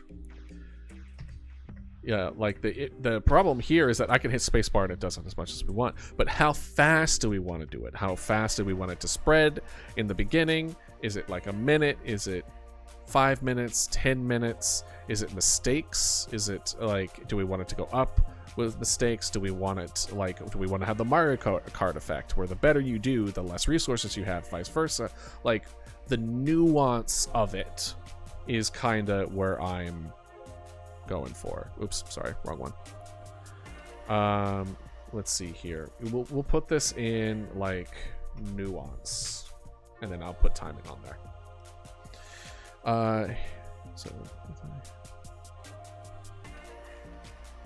Oh, Donkey Kong. I was like, what are you talking about, Binkley? Another one thing. I do a bunch of stuff. My favorites are probably programming. Hell yeah. Boolean logic design. Technically, I guess visual programming, but lower than C. Okay. Practicing Klingon, avoiding school. That's real.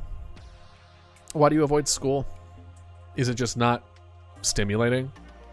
Because if so, I struggled with that. Can you look at me and see with me in a sense? Oh boy. Let's see what you've got cooking over there.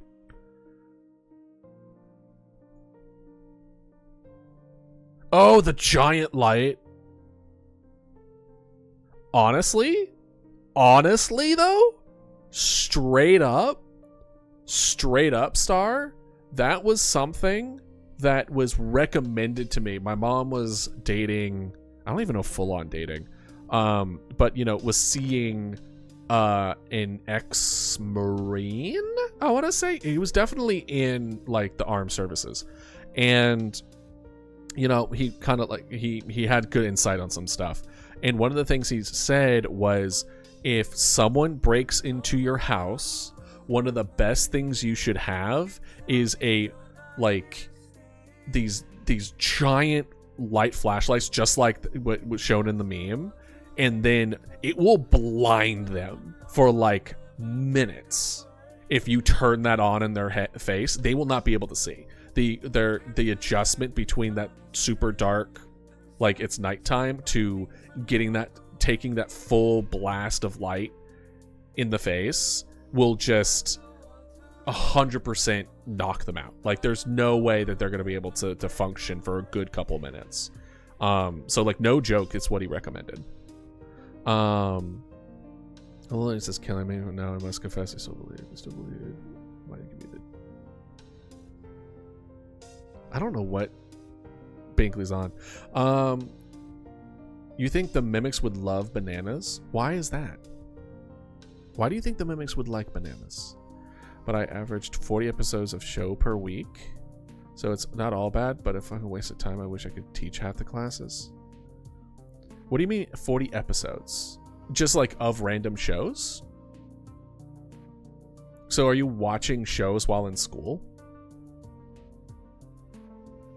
Is that what's happening? And of course it's boring, but is it boring because you're not learning anything, or is it boring because you're trying to teach yourself you don't want to learn? Because there's a difference between it. Bananas are related to humans genetically. They're not. They're not. I understand the whole thing with it's just like bananas have 90% of the DNA that humans do. Yeah, as do most things. as most things do.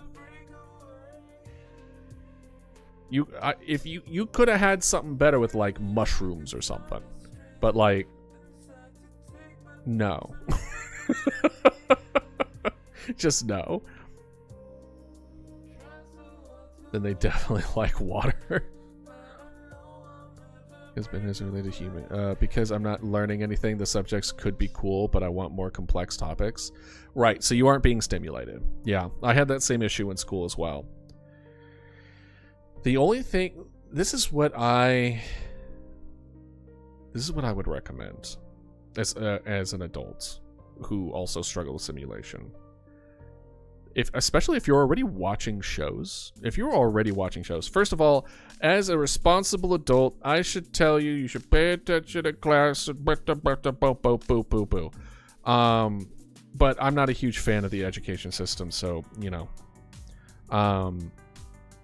What I recommend is that you just learn what you want to learn. As long as you learned enough about what's happening in class where you can pass your grades and pass your assignments, learn what you want to learn.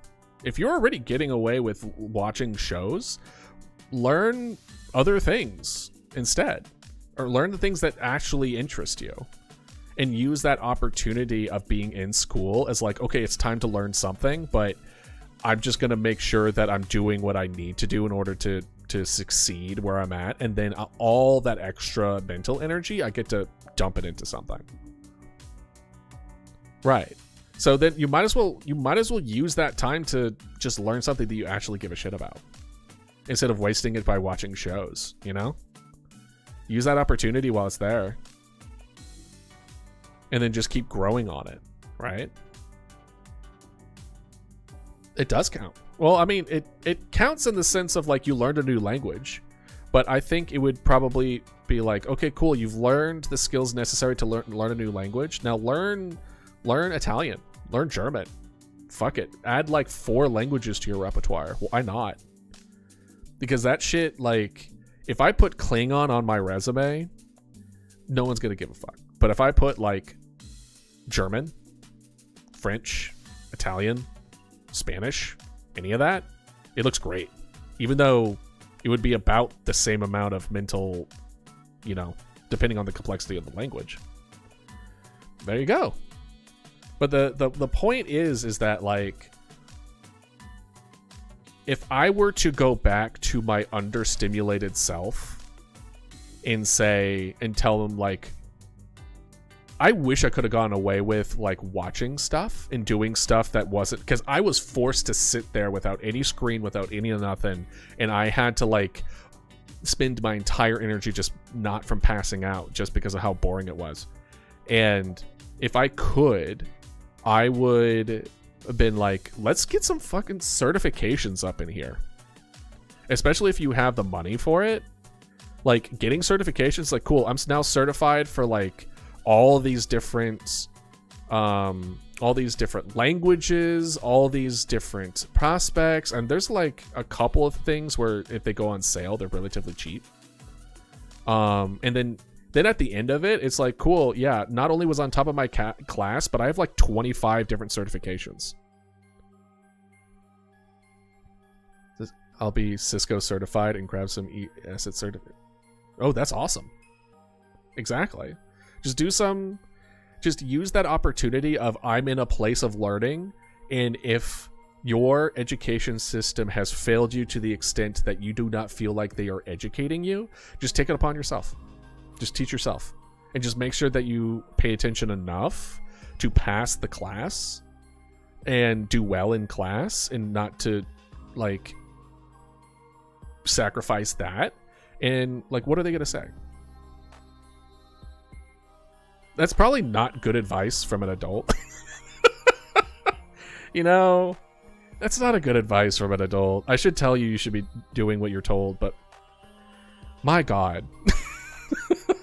My God, is it hard? Well, just, you seem like you have a good head on your shoulders. Follow your instincts a bit. If you aren't being stimulated by the people that are supposed to do it, then do it yourself. right? Romanian and English are most fluent for me. Ooh, cool. Put my CV languages that I barely understand. In my case, Spanish is that. Well, careful with that, because they're gonna put you in front of people who speak Spanish, and you're gonna be like, I don't understand. So it's probably good advice. Yeah, like, and especially if you have if you have a support group.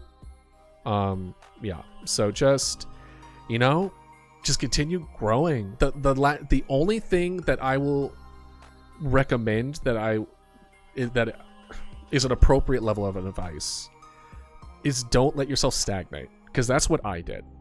I stagnated because I wasn't stimulated and I wasn't finding ways to get myself to be mentally stimulated, and I just breezed through it because I didn't care. And there was no way to get me to the point of doing it. Yeah. And like, it's kind of one of those things where it's just like, I wish that I was given the opportunity to actually challenge myself intellectually and be able to see like what kind of person I could have been. How much farther would I have gotten if I was appropriately given the right, like, if, I just did stagnate. And I remember one semester, I was like, you know what? F it. Let's just see what happens if I try. Let's see if I have the ability to be able to do really well. And I got a 4.0. I got a 4.0 that semester when I actually tried. And I was like, oh, okay, I know I can do it. And then I went back to not bothering it, because if I can pass and do decently well without putting any effort, why would I put effort? Why would I try? And I don't want you to be like me in that aspect, where it's like, it's not like I regret it, where it's just like, it ruined my life. But looking back of somebody who has lived a good almost 20 years beyond that, I wish I was properly learning the difficulty that I should have been. And if you have the opportunity to do that for yourself, I consider that a boon, and it would challenge you to approach it. So that's some little words of wisdom from a little slime dodo on the internet. Peanut butter, chili, soy. Is peanut butter good on pasta? I've heard that before. That's wild. But it might be a cultural thing. Like, I've never... It's not a thing. Astroneer got a DLC? Well, shit. Well, damn.